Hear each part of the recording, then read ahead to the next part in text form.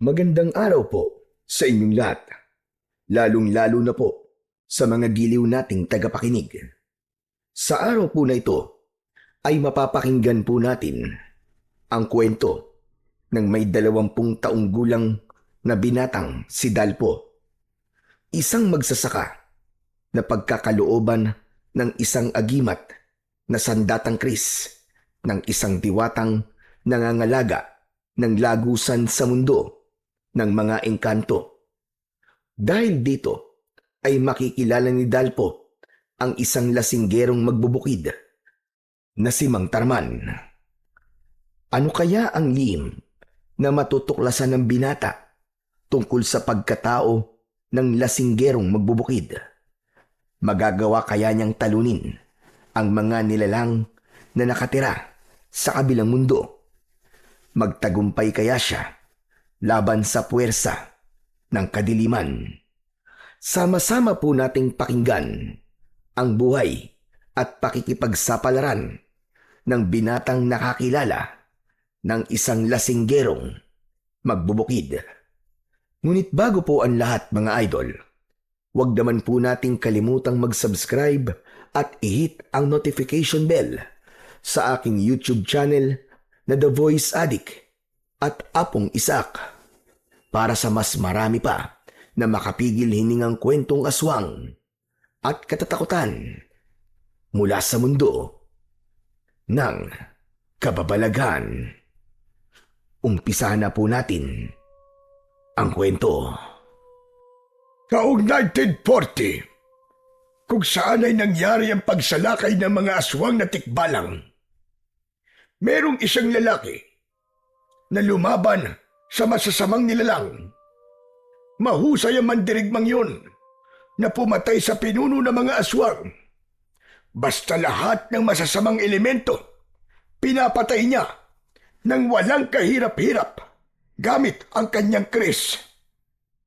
Lolo, ano po ba ang Kris? Ang kris ay isang uri ng tradisyonal na sandatang may talim na kilala sa Pilipinas, lalong-lalo na sa Mindanao. Isang mahabang espada o patalim na kilala sa kanyang alon-alon na talim. May matibay na bakal na minsan inukita ng mga simbolo o disenyo. Ang hawakan noon ay kadalasang yari sa kahoy o sungay ng hayop at minsan ay may palamuti na pilak o ginto. Ginamit ito ng mga mandirigman lalaki nung panahon na sinalakay ang baryo natin ng masasamang nilalang na hindi nanggaling sa mundo natin. Itinuturing na sagradong sandata ang Kris, hindi lang basta gamit sa digmaan, kundi tanda ng tapang, dangal at pananampalataya. May paniniwala rin na ang ilang Kris ay may espiritual na kapangyarihan, lalo na kung isinagawa ang paggawa nito kasabay ng ritual at orasyon. Nasa na po ang sandatang Kris, Lolo Seryo? Ayon sa mga nakakakilala sa Kris, nadala ng mandirigman lalaki, inihagis daw yun sa ilog na malapit sa bukid natin. Hala, bakit po itinapon ng mandirigman lalaki ang sandatang Kris? Sayang naman po yun. Ay, naku apo. Masaklap ang nangyari sa buhay niya. Nailigtas niya ang ibang tao. Ngunit wala na siyang pamilyang nadatnan noon. Namatay ang kanyang pamilya. Kaya naman ang balita namin, nagpakamatay rin siya pagkatapos niyang maitapon ng Kris sa ilog. Paano pong namatay ang kanyang pamilya, Lolo Seryo? Nahumantong po sa pagpapakamatay rin niya. Sa kabila ng kabutihang ginawa niya sa mga tao, pinagbintangan ng mandirigman lalaki na isa siyang aswang. Kaya naman, sinunog ng taong bayan ang bahay niya habang nakikipaglaban siya sa mga aswang para iligtas ang buong baryo. Kapag naaalala ko ang mga nangyari sa mandirigmang yon, hindi ko maiwasan ang hindi malungkot. Dahil siya ang dahilan kung bakit buhay pa kami hanggang ngayon. Grabe naman po pala ang nangyari sa kanya, Lolo Seryo. Parang bumigat po ang dibdib ko sa mga kwento nyo ah. Hindi na siya madalas pag-usapan ng mga tao, Apo. Dahil aminado silang kasalanan nila kung bakit nagpakamatay ang mandirigmang yon. Kahit naman po sa akin mangyari yun, Lolo Sergio eh.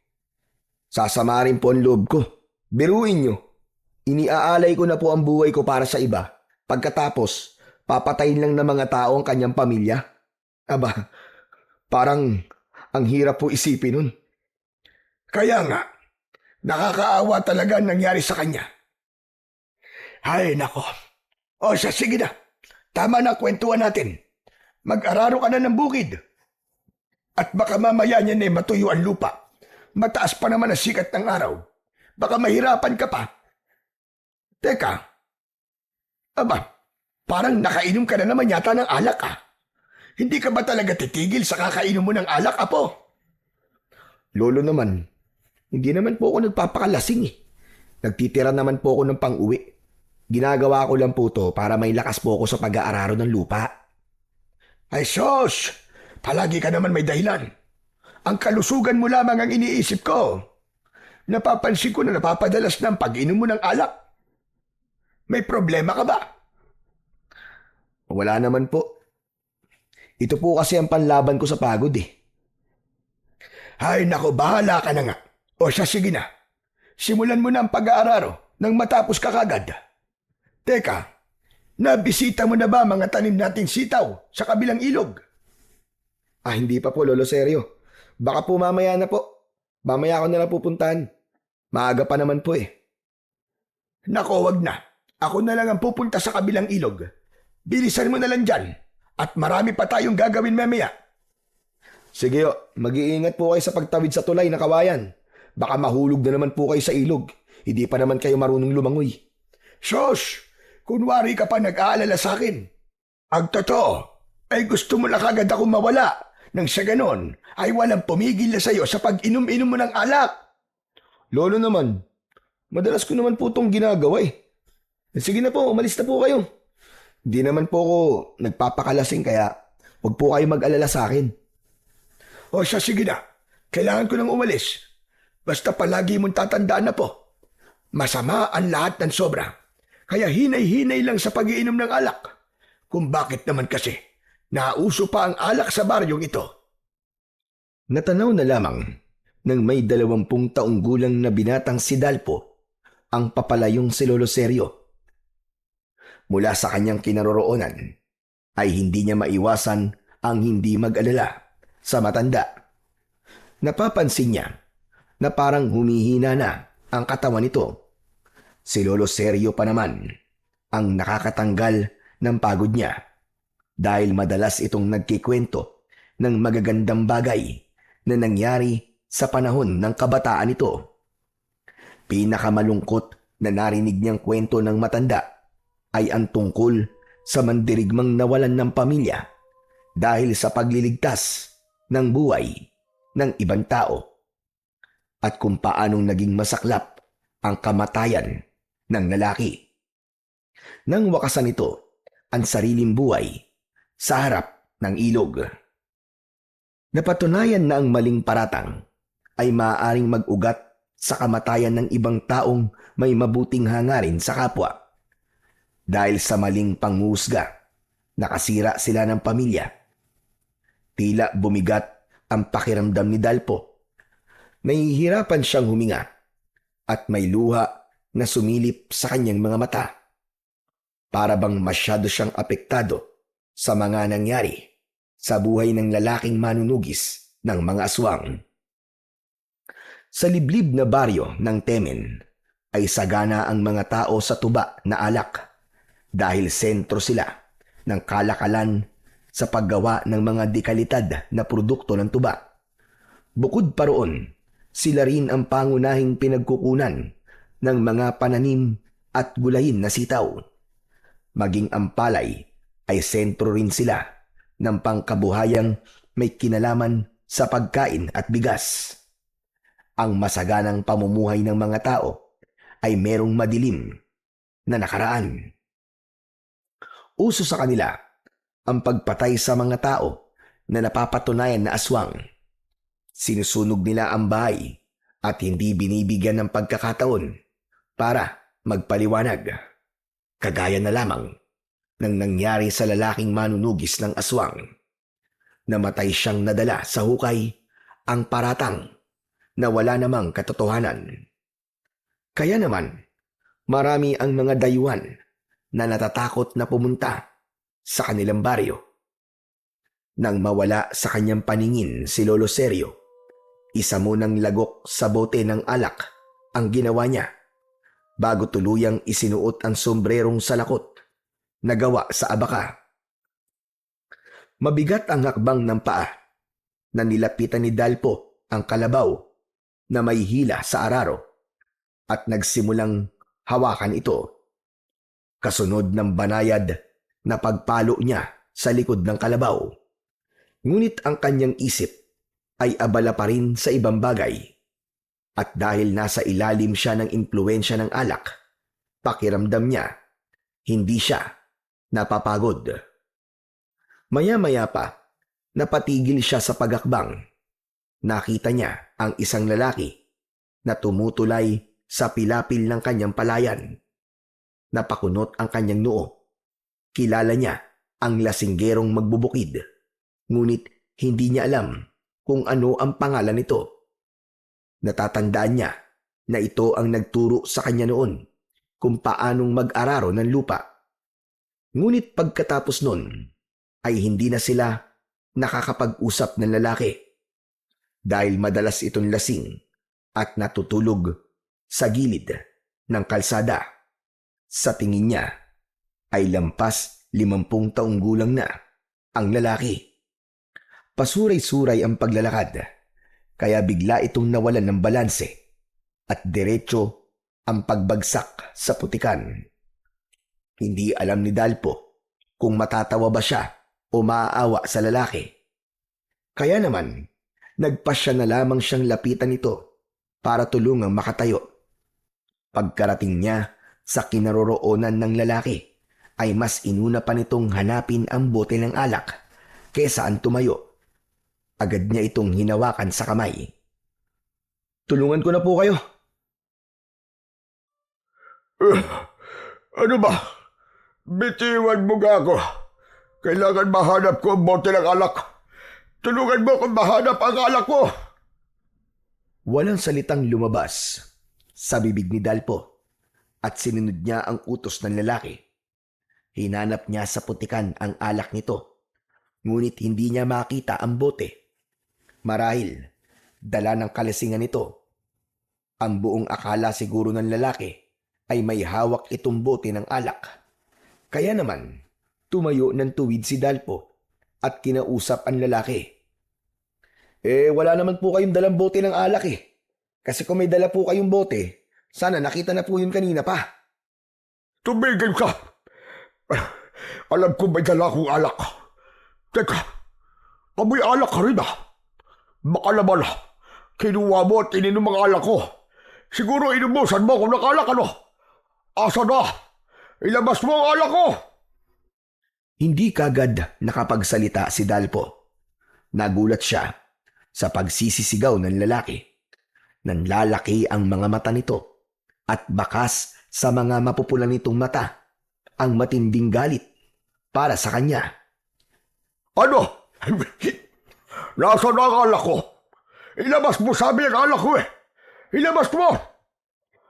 Wala po talaga akong kinukuhang alak sa inyo. May sarili po akong alak at binili ko kanina. Kung gusto niyo po, sa inyo na lang ang alak ko eh. Ano ko nun? Ang gusto ko ibalik mo sa akin ang alak ko. Akin ang alak ko! Mas lalong lumakas ang boses ng lalaki sa paghahanap ng alak nito. Hindi pa ito nasiyahan at kinapkapan siya hanggang sa kanyang bulsa para na itong nakayakap sa kanya. Tila iba ang nararamdaman ni Dalpo. Parang gusto lamang siya nitong yakapin o maaari ay nagkamali siya ng hinala dahil patulak siya nitong inilayo sa katawan nito. At dahil sa kalasingan, nabuwal ang lalaki sa kinatatayuan nito at biglang nakatulog habang humihilik pa. Napapailing si Dalpo dahil natitiyak niyang siya ang maglilinis sa katawan ng lalaki. Saka lamang niya napagmasdan ang itsura ng lalaking lasinggero. Magulo ang buhok nito at sabog ang balbas. Parang hindi nakatikim ng suklay at hindi nakaranas na maligo. Talagang miserable ang buhay ng lalaki.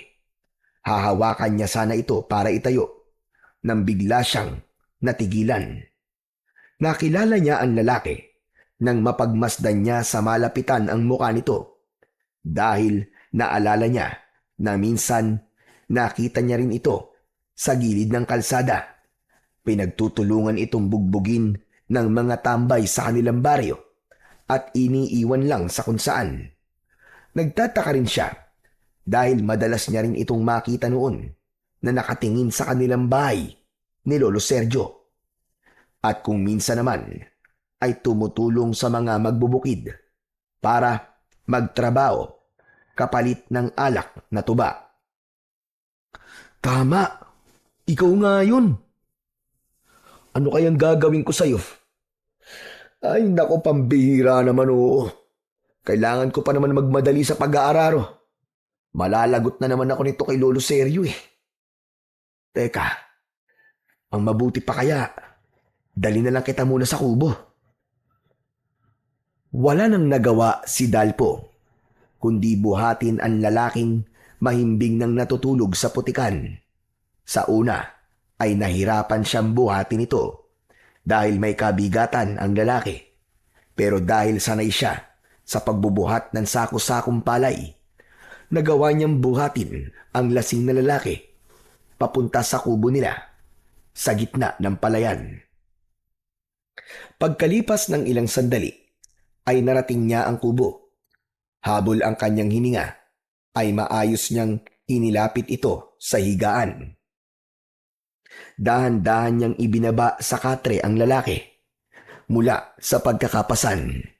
Puno ng putik ang katawan nito at amoy alak ang sumisingaw na hangin sa hininga nito. Pinahiga niya ito sa banig na gawa sa abaka. Saka agad na nagpunta sa ilog upang mag-igib ng malamig na tubig. Pagbalik niya, sinimulan niya ng linisin ang katawan ng lalaki. Pinunasan niya ang muka, braso at mga binti nito. Saka hinugasan ang mga bakas ng putik na kumapit sa katawan nito. Isa-isang nawala ang dumi at nanumbalik ang kulay ng balat nito. Bahagya pang namumula dahil sa epekto ng alak at lamig ng tubig. Hinubad ni Dalpo ang sariling jacket at ipinasuot niya yon sa lalaki. Nang matapos, bahagyang nag-iba ang anyo nito mula sa mukhang gusgusin at basang-basa ng putik. Ngayon ay tila maayos na ulit ang itsura nito. Lumitaw ang maamo nitong muka. Bahagyang nakapikit ang mga mata at humihimbing na parang isang batang natutulog. Malinis, payapa at may bakas ng pagkataong nawala sa gitna ng kalasingan. Isang malalim na buntong hininga ang kumawala sa lalamunan ni Dalpo. Saka pinagmasdan ang lalaking mahimbing pa rin na natutulog. Sino kaya ang lalaking to? Pati pangalan niya ay hindi ko alam. Bakit kaya ako kinakabahan? Pagkatapos kitang tulungan, bigla naman ako nagsisi. Naisip ko na baka sa pagiging matulungin ko sa ibang tao, ay mangyari rin sa akin ang nangyari sa lalaking manunugis doon. Habang kinakausap ni Dalpo ang lalaki, ay hindi niya maiwasan ang hindi pagmasdan ang balat nito. Maraming mga marka ng sugat mula sa mga pinagdaanan nito. Ano kayang problema niya? Bakit kaya palagi ko na lang siya nakikitang lasing? Nasaan na kaya ang pamilya niya? Isang malalim na buntong hininga ang pinakawalan ni Dalpo bago niya ipinagpatuloy ang pag-aararo sa bukid. Hinayaan niyang matulog ang lalaki, saka sinulya pa ng araro kung paano yun umabante sa tulong ng kanyang kalabaw. Dahan-dahang bumaon ang talim nito sa malambot na lupa. Pinuputol nito ang bawat ugat ng damo, saka nililinya ang pilapil na parabang hinahabi ng kanyang mga kamay. Sa bawat paghakbang ng kalabaw, humahagod ang araro sa lupa. Lumilikhayon ng tuwid na guwit. Hindi niya pinansin ang masakit na tama ng araw sa kanyang balat. Ipinunas niya sa kanyang pawisan na noo ang panyo na nakasampay sa kanyang batok. Ang pawis na dumadaloy sa kanyang muka ay nawala at napalitan ng ginhawa mula sa paghampas ng malamig na hangin sa kanyang muka. Paulit-ulit si Dalpo sa kanyang pag-iikot. Abala ang isip at katawan sa galaw ng araro at paghatak sa lubid ng kalabaw. Hindi na namalaya ni Dalpo ang mabilis na paglipas ng oras.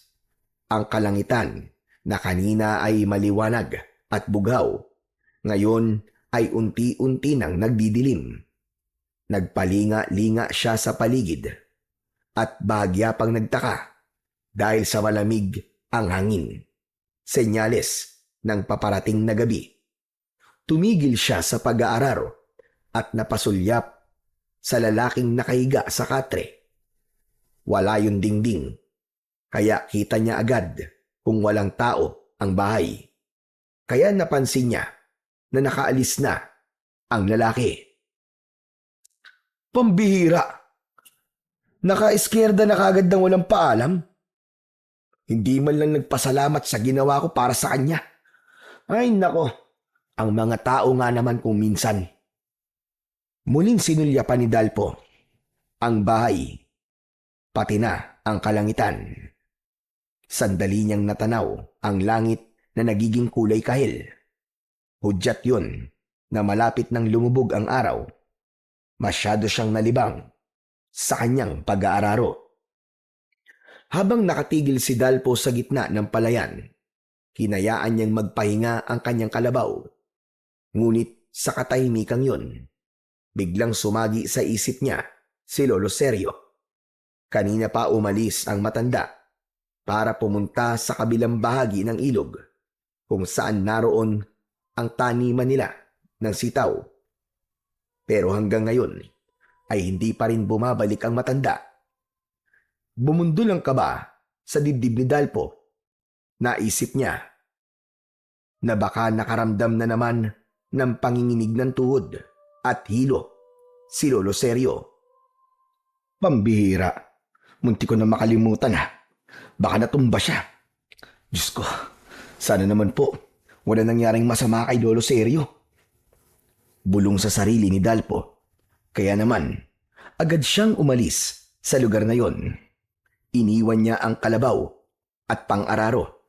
Ang kanyang palad ay pinagpawisan at ang hangin na dati ay malamig ay biglang nagdulot ng bigat at init sa kanyang katawan. Hindi siya nag-aksaya ng oras. Patakbo niyang tinahak ang daan, papunta sa kabilang taniman. Sa bawat hakbang, kumakalabog ang putik sa kanyang mga paa. Habol ang hininga na nagpatuloy siya sa pagtakbo hanggang makarating siya sa tulay na kawayan. Nagturugtong yun sa kabilang pangpang ng ilog. Diyos ko, wag naman po. Sana ayos lang po si Lolo Sergio. Humakbang siya ng mabilis sa tulay habang nanginginig ang payat na kawayan sa ilalim ng kanyang talampakan. Nanginginig din ang kanyang tuhod.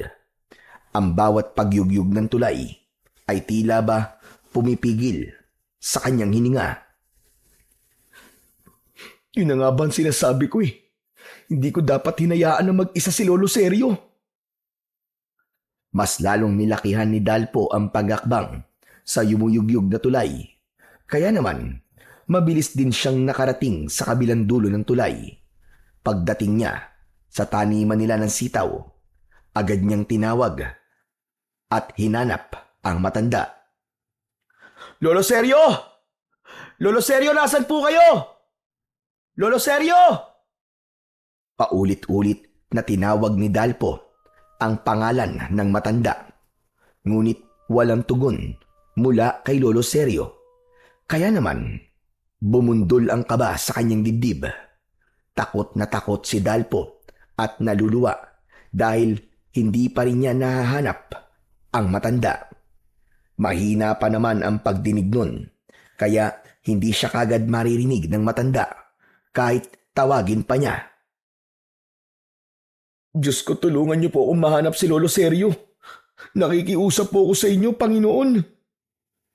Naluluwa na nagpatuloy sa paghahanap si Dalpo sa malawak na pataniman nila ng sitaw. Pagkalipas lamang ng ilang minutong paghahanap, ay bigo pa rin siya na makita si Lolo Seryo. Ramdam na niya ang bigat sa kanyang dibdib. Paulit-ulit niyang tinatawag ang matanda. Ngunit ang tanging sagot lamang ay ang hampas ng hangin at kaluskos ng mga baging na gumagapang sa tukod ng mga halaman na sitaw. Habang kumakalat ang dilim sa paligid, biglang natigilan sa paghahanap ang binatang si Dalpo nang makarinig siya ng kaluskos sa paligid. Kasunod ng pag-alingaw-ngaw ng pag-angil mula sa masukal na bahagi ng taniman. Parang nanggagaling yun sa ilalim ng lupa. Nagsipagtaasan ang balahibo niya sa katawan at bumilis ang paglinga niya sa paligid. Malalamig ang kanyang pawis na dumadaloy sa kanyang muka. Mula sa madilim na bahagi ng sulok ng taniman, dahan-dahang lumitaw ang isang nilalang. Halos hindi siya makahinga ng mga sandaling yun dahil sa labis na takot. "Sino ka? Diyos ko! Sino ka? Anong klaseng nilalang ka?" Isang halimaw na kalahating tao, kalahating kabayo ang nakatayo sa kanyang harapan. Ang ulo nito ay parang sa kabayo. Mahaba ang nguso at mula sa butas ng ilong ay lumalabas ang mainit na singaw na parang usok. Ang mga mata ay kulay pula na parabang nagbabagang apoy. Ang katawan nito ay matipunong tao, ngunit balot ng maiitim na balahibo. Ang mga kamay ay mahahaba, matitigas at may matatalim na kuko na kumikislap sa liwanag ng papasilip na buwan.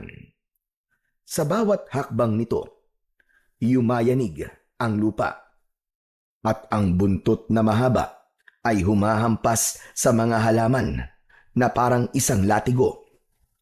Nabalot ng matinding takot si Dalpo. Parang pinipiga ang kanyang dibdib. Halos hindi siya makagalaw. At ang tanging naririnig niya ay ang ingay ng sariling tibok ng puso. Ang nilalang ay nakangisi pa na tumutulo ang malapot na laway. Saka lumitaw ang matutulis nitong mga pangil na tila ay isang punyal. "Wag! Wag ka lalapit! Wag ka lalapit! Nakikiusap ako! Wag mo akong sasaktan! Maawa ka sa akin!" Imbis na sumagot ang nilalang, tumugon ito sa pamamagitan ng malakas na pag-angil. Nakakakilabot ang huni na parabang kutsilyo na tumutusok sa kanyang pandinig. "Isa kang aswang na tikbalang na madalas na ikinikwento ni Lolo Seryo sa akin. Isa kang halimaw na alaga ng itim na diwata, tama ba? Diyos ko, lumayo ka! Umalis ka sa harapan ko! Umalis ka rito!" Abang pasulong na humahakbang ang nakangising nilalang, paatras naman ang hakbang ni Dalpo, papalayo sa halimaw. Habang abala ang kanyang paningin sa paghahanap ng kahoy na magagamit niyang panlaban sa nilalang, na handang umatake sa kanya. Tila nabibinga siya sa malakas na pintig ng kanyang puso.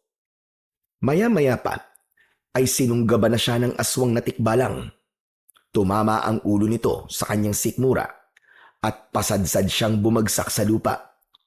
Gumapang siyang papalayo sa umaangil na nilalang at pilit na bumabangon. Tulong! Tulungan niyo ako! Tulungan niyo ako! Hindi pa man nakakabawi ng lakas si Dalpo mula sa gulat at pagkakabagsak sa lupa. Muli na namang sumugod ang aswang na tikbalang. Sa isang iglap, naramdaman niya ang malakas na hampas ng mabigat nitong bisig sa kanyang balikat. Napaluhod siya sa lupa, napatayo at napaatras. Muling nagbabanta ng pag-atake ang aswang na tikbalang. Nakita niya ang kahoy at dinampot niya yon. Matapang niyang hinarap ang nilalang na patuloy sa pag-angil. Biglang naramdaman ni Dalpo ang pamamanhid ng kanyang katawan. Hindi niya napansin na may bukol siya sa balikat, ngunit iwinesiwas niya sa ere ang hawak na kahoy. Kaya naman, lalong napangisi ang nilalang at tumutulo ang malapot nitong laway na patuloy sa pagakbang papalapit sa kanyang kinaroroonan. Sige, lumapit ka. Hindi mo ako mapapatay. Hindi mo ako mapapatay. Hindi na natapos ni Dalpo ang kanyang pagsasalita. Muli siyang binanggaan ng ulo ng aswang na tumama sa kanyang tiyan. Tumilapon siya sa basan lupa at bumaon ang kanyang likod sa matigas na pilapil ng taniman ng sitaw. Mabilis na sumunod ang nilalang sa kanyang kinaroroonan.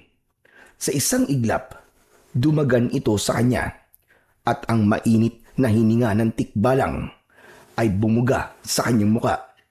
Ang bibig nitong mahaba, puno ng matutulis at dilaw na pangil, ay biglang sumayad sa kanyang balikat. Isang malalim na kagat ang tumama at sumirit ang dugo sa gilid ng kanyang katawan.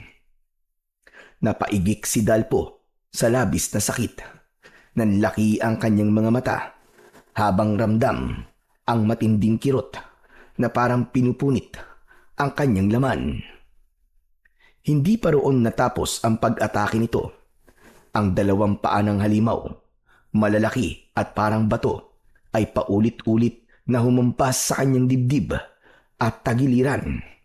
Bawat pagtama ay nag-iiwan ng sugat at pasa sa kanyang katawan. Halos mawalan siya ng malay sa tindi ng sakit. Ang matutulis na kuko ng tikbalang ay humiwa sa kanyang braso at binti. Halos lapain siya ng nilalang na parang gutom na gutom sa kanyang laman.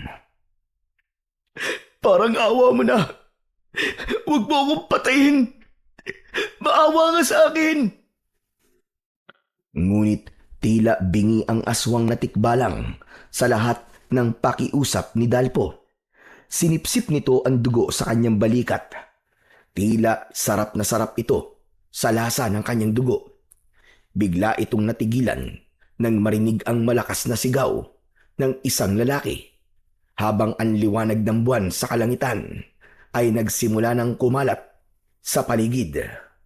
Mula sa likuran ng taniman ay lumitaw ang lalaking tinulungan niya kanina. May dala ang lalaki na alak habang dinuduro ang nilalang na walang bahid ng takot. Napansin ni Dalpo mula sa nanlalabo niyang paningin ang bakas ng galit sa muka ng lasinggerong lalaki. Pasuray-suray ito sa paglalakad, papalapit sa kinaroroonan ng aswang na tikbalang. Dala nito ang bote ng alak, ngunit ang mga mata ay bakasang kakaibang tapang. Hoy! Hayop ka! Ako kalabanin mo! Mabilis itong lumapit, sabay hampas nito sa hawak na bote sa ulo mismo ng tikbalang. Nagulat ang halimaw at pansamantalang iniwan si Dalpo. Humarap ito sa bagong dumating. Tumagilid si Dalpo sa putikan. Halos hindi na makagalaw. Mula sa nanlalabo niyang paningin ay nasilayan ni Dalpo ang dalawang nilalang na naglalaban. Ang aswang na tikbalang at ang lasinggerong lalaki na nagpapambuno sa harapan niya. Ngunit unti-unting dumilim ang paningin ni Dalpo. Ang tunog ng mga paghampas sa katawan ng aswang, pati na ang malalakas na sigawan at ang ungol ng halimaw ay naging malabo sa kanyang pandinig. Huli niyang nasaksiyan ang pagkakahandusay ng nilalang at ang pagtayo ng lasinggerong lalaki. Nagawa nitong mapabagsak ang aswang na tikbalang. Kahit pasuray-suray ito na parang hangin kung kumilos. Tila sumasayaw at nagagawa nitong maiwasan ang bawat pag-atake ng aswang na tikbalang. Manong, salamat po sa pagtulong. Pagkatapos magpasalamat ni Dalpo sa lasinggerong lalaki, ay tuluyan ng bumigat ang talukap ng kanyang mga mata. Nawalan na siya ng malay at hindi na niya alam kung ano ang mga sumunod na nangyari. Sa pagbabalik ng malay ni Dalpo, naramdaman niya ang matigas na sahig ng katre sa kanyang likod. Mabigat at masakit ang bawat bahagi ng katawan ni Dalpo. Dahan-dahan niyang iminulat ang kanyang mga mata. Agad siyang sinalubong ng liwanag ng araw na pumapasok sa siwang ng bintana at ang init nito ay bahagyang dumampi sa kanyang balat. Saglit siyang nabulag sa silaw, ngunit nang masanay ang kanyang paningin, napansin niya ang makakapal na telang nakabalot sa kanyang dibdib, balikat, braso at mga binti. Diyos ko, totoo po ba itong nakikita ko at nararamdaman ko? Buhay pa ako. Ligtas ako. Buong katuwaan na nahaplos ni Dalpo ang kanyang sarili at hindi napapansin ang taong nakatayo sa pintuan habang pinapanood ang binata. Sa bawat galaw ni Dalpo, dama niya ang kirot mula sa kanyang tinamong sugat sa kamay ng aswang na tikbalang. Umalingasaw sa paligid ang pamilyar na amoy ng insenso at kamangyan. Parehong samyo na madalas niyang naaamoy sa tuwing may ginagamot si Lolo Sergio na pasyente.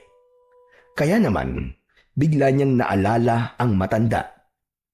Bumalikwas siya ng bangon. Inilinga ang kanyang paningin sa buong paligid. Mabilis niyang nakilala ang sarili niyang silid.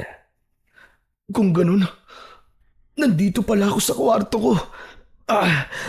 Nakauwi pala ako ng ligtas.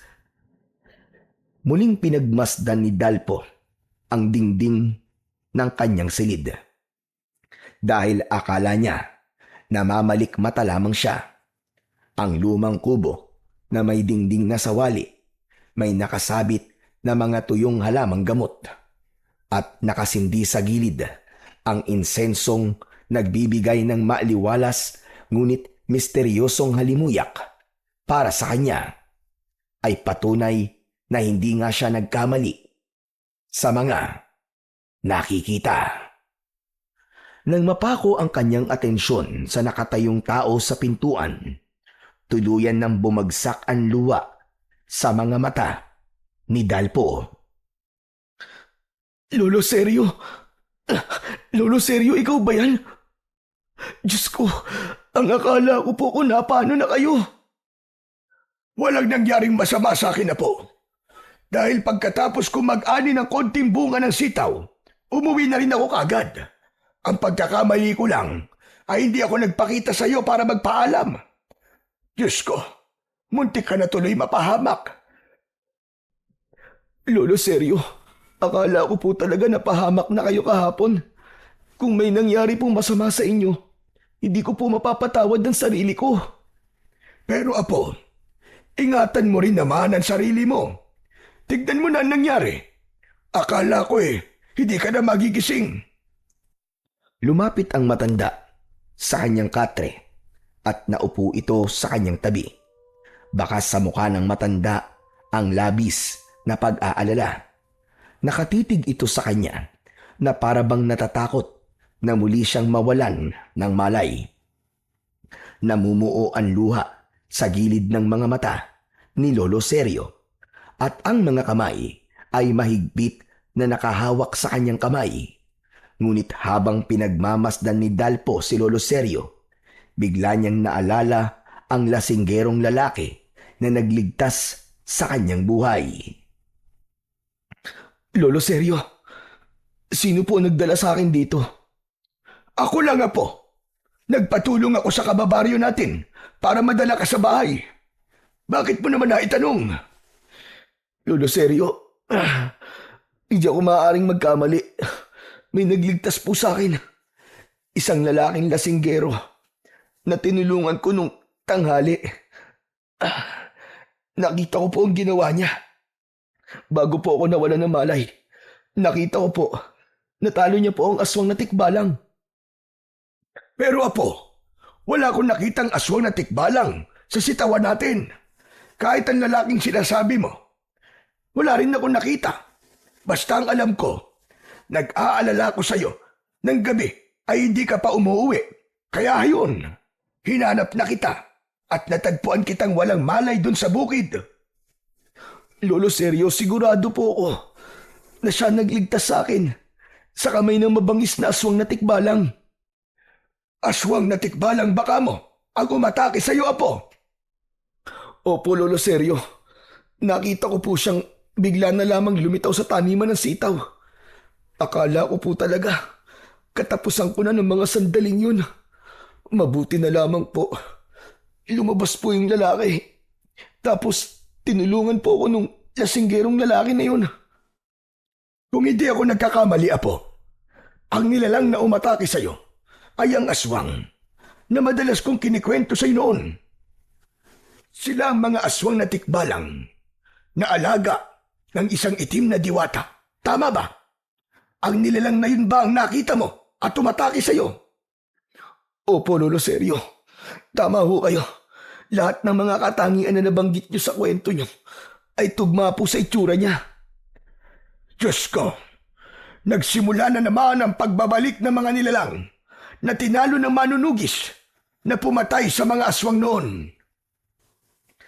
Kung ganun, Lolo Sergio, ano na pong gagawin natin? Tiyak na mapapahamak po tayo kapag sumalakay ang ganong klaseng halimaw. Delikado po ang lahat ng tao dito. Lolo Sergio, baka po may maitutulong sa atin ang lalaking lasinggerong nakita ko. Hindi siya tutulong sa atin, Apo. Mahirap siyang kausapin. Pero Lolo Sergio, mabuti po siyang tao. Iniligtas niya po ako kagabi. Kung totoo mga sinasabi mo, may utang na loob tayo sa kanya. Kung hindi ako nagkakamali, ang lalaking sinasabi mo ay si Tarman, isang lasinggerong magbubukid. Tahimik at hindi nakikialam sa buhay ng iba. Siguro tinulungan mo siya at nagbayad lamang siya ng utang na loob sa'yo. Opo, Lolo Sergio. Tinulungan ko po siya nang makatulog po siya sa palayan natin. Umalis nga po siya nang walang paalam eh. Pagbalik, may dala na po siyang alak. Kakaiba siya, Lolo Sergio. Ang husay po talaga niyang makipaglaban kung nakita niyo lang. Ganun pa man, iwasan mo siya, Apo. At huwag mo siya kakausapin. Ha? Pero bakit po, Lolo Sergio? Basta, huwag ka na magtanong. Makinig ka na lang sa akin, Apo. Hanggat maaari, ay iwasan mo ang taong yon. Pero Lolo Sergio, wala nang pero-pero. Sundin mo ang ipinag-uutos ko sa'yo. Para lang din to sa kaligtasan natin. Merong mas mahalagang bagay na dapat pag-ukulan ng pansin. Yun ay kung paano tayo makakaligtas sa pagsalakay ng mga nilalang. Pero Lolo Sergio, wala tayong laban sa kanila. At si Mang Tarman lang po ang nakikita kong makakatulong sa atin. Makinig ka na lamang sa akin, Apo. At wag na matigas ang ulo mo, Dalpo. Nakikiusap ako sa'yo. Pakinggan mo ang sinasabi ko. Nagkakaintindihan ba tayo? Wala nang nagawa si Dalpo, kundi ang manahimik sa kanyang kinauupuan na katre. Mas lalo lamang nagulo ang isip niya nang dahil sa mga sinabi ng matanda. Siya pa naman ang klase ng taong hindi tumitigil hanggat hindi nalalaman ang dahilan kung bakit kailangan niyang iwasan si Mang Tarman. Dahil pagbali-baligtarin man ng mundo, si Mang Tarman pa rin ang pinagkakautangan niya ng buhay.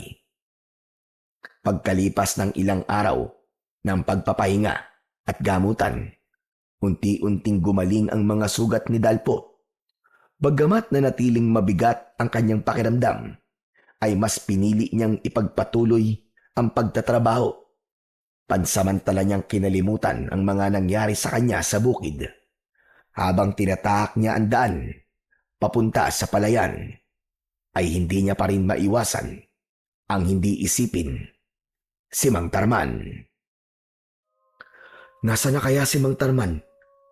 Hindi man lang ako nakapagpasalamat sa kanya sa pagliligtas niya sa buhay ko. Bawat hakbang ni Dalpo ay hindi mawala sa isip niya ang itsura ng nilalang na umatake sa kanya.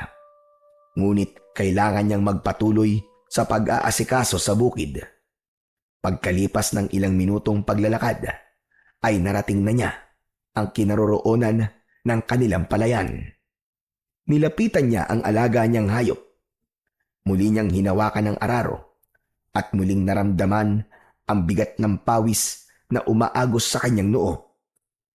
Sa pagitan ng paglilinis ng pilapil, naramdaman niya ang pagod sa nangangalay niyang mga kamay. Pagkalipas ng ilang oras na pag-aararo ng lupa, ay kailangan naman niyang ayusin ang patubig papunta sa bukid. Habang naglalakad sa gilid ng pilapil, natanaw niya ang pamilyar na anyo ng isang lalaki. Si Mang Tarman! Tama! Siya ang nakikita kong nakasandal sa pilapil ng palayan. At mukhang lasing na naman. Nagmamadaling lumapit si Dalpo sa kinaroroonan ni Mang Tarman na panayang pagsasalita at kinakausap ang hangin ng mag-isa. Nakayuko ang ulo at magulo ang buhok. Ang damit ay gusot at basa ng putik. Ang mukha nito ay namumula sa labis na kalasingan. Hawak nito ang basyo ng bote ng alak na walang laman. Nag-angat ito ng tingin, kaya nakita niyang pumupungay ang mga mata nito dahil sa kalasingan. Sabi ko na nga ba, kaya kong talunin kahit na sino, kahit aswang pa yan. Wala kayong binatbat sa akin. Bulong at tawa ni Mang Tarman habang nakaharap sa ibang direksyon ng muka. Tila kausap ang sarili. Minsan ay tatawa, minsan ay biglang babagsak ang ulo na parang antok na antok. Ang dila nito ay nabubulol sa pagsasalita. At sa bawat kibot ay sumasabay ang amoy ng alak na sumisingaw sa bibig nito. Biglang lumapit si Dalpo at hinawakan niya ang kamay ni Mang Tarman para magpasalamat. Pero nagulat ito at hinila ang kamay. Hoy! Bakit ka lang dito, ah? Hindi pa magaling ang sugat mo. Saka huwag mo ako lalapitan at kakausapin kung ayaw mo madamay sa miserable buhay ko. Gusto ko lang naman po magpasalamat sa pagkakaligtas niyo po sa akin, Mang Tarman. Saka magaling na po ang mga sugat ko. Salamat po talaga sa inyo. Sandali lang. Sino ba nagsabi sa'yo ng pangalan ko? Sino? Si Lolo Sergio po. Halina po kayo, aalalayan ko po kayong tumayo. Huwag mo akong mahawak-hawakan. Wala tayong pananagutan sa isa't isa. Sige, Umalis ka na. Tapos na ang utang na loob natin sa isa't isa. Binayaran mo ang utang na loob mo sa akin. Binayaran ko rin ang utang na loob ko sa'yo. Pero Mang Tarman, di naman po ako naghihintay ng kapalit sa tulong ko sa inyo eh. Buwisit na utang na loob yan. Tulog ba ka mo? Wala kang may tutulong. Pabigat ka lang. Munti ka kung mamatay sa pesting halimaw na yun. Kaya makakaalis ka na sa harapan ko. Hindi kita kailangan dito. At sa susunod, huwag mo kong lalapitan, ha?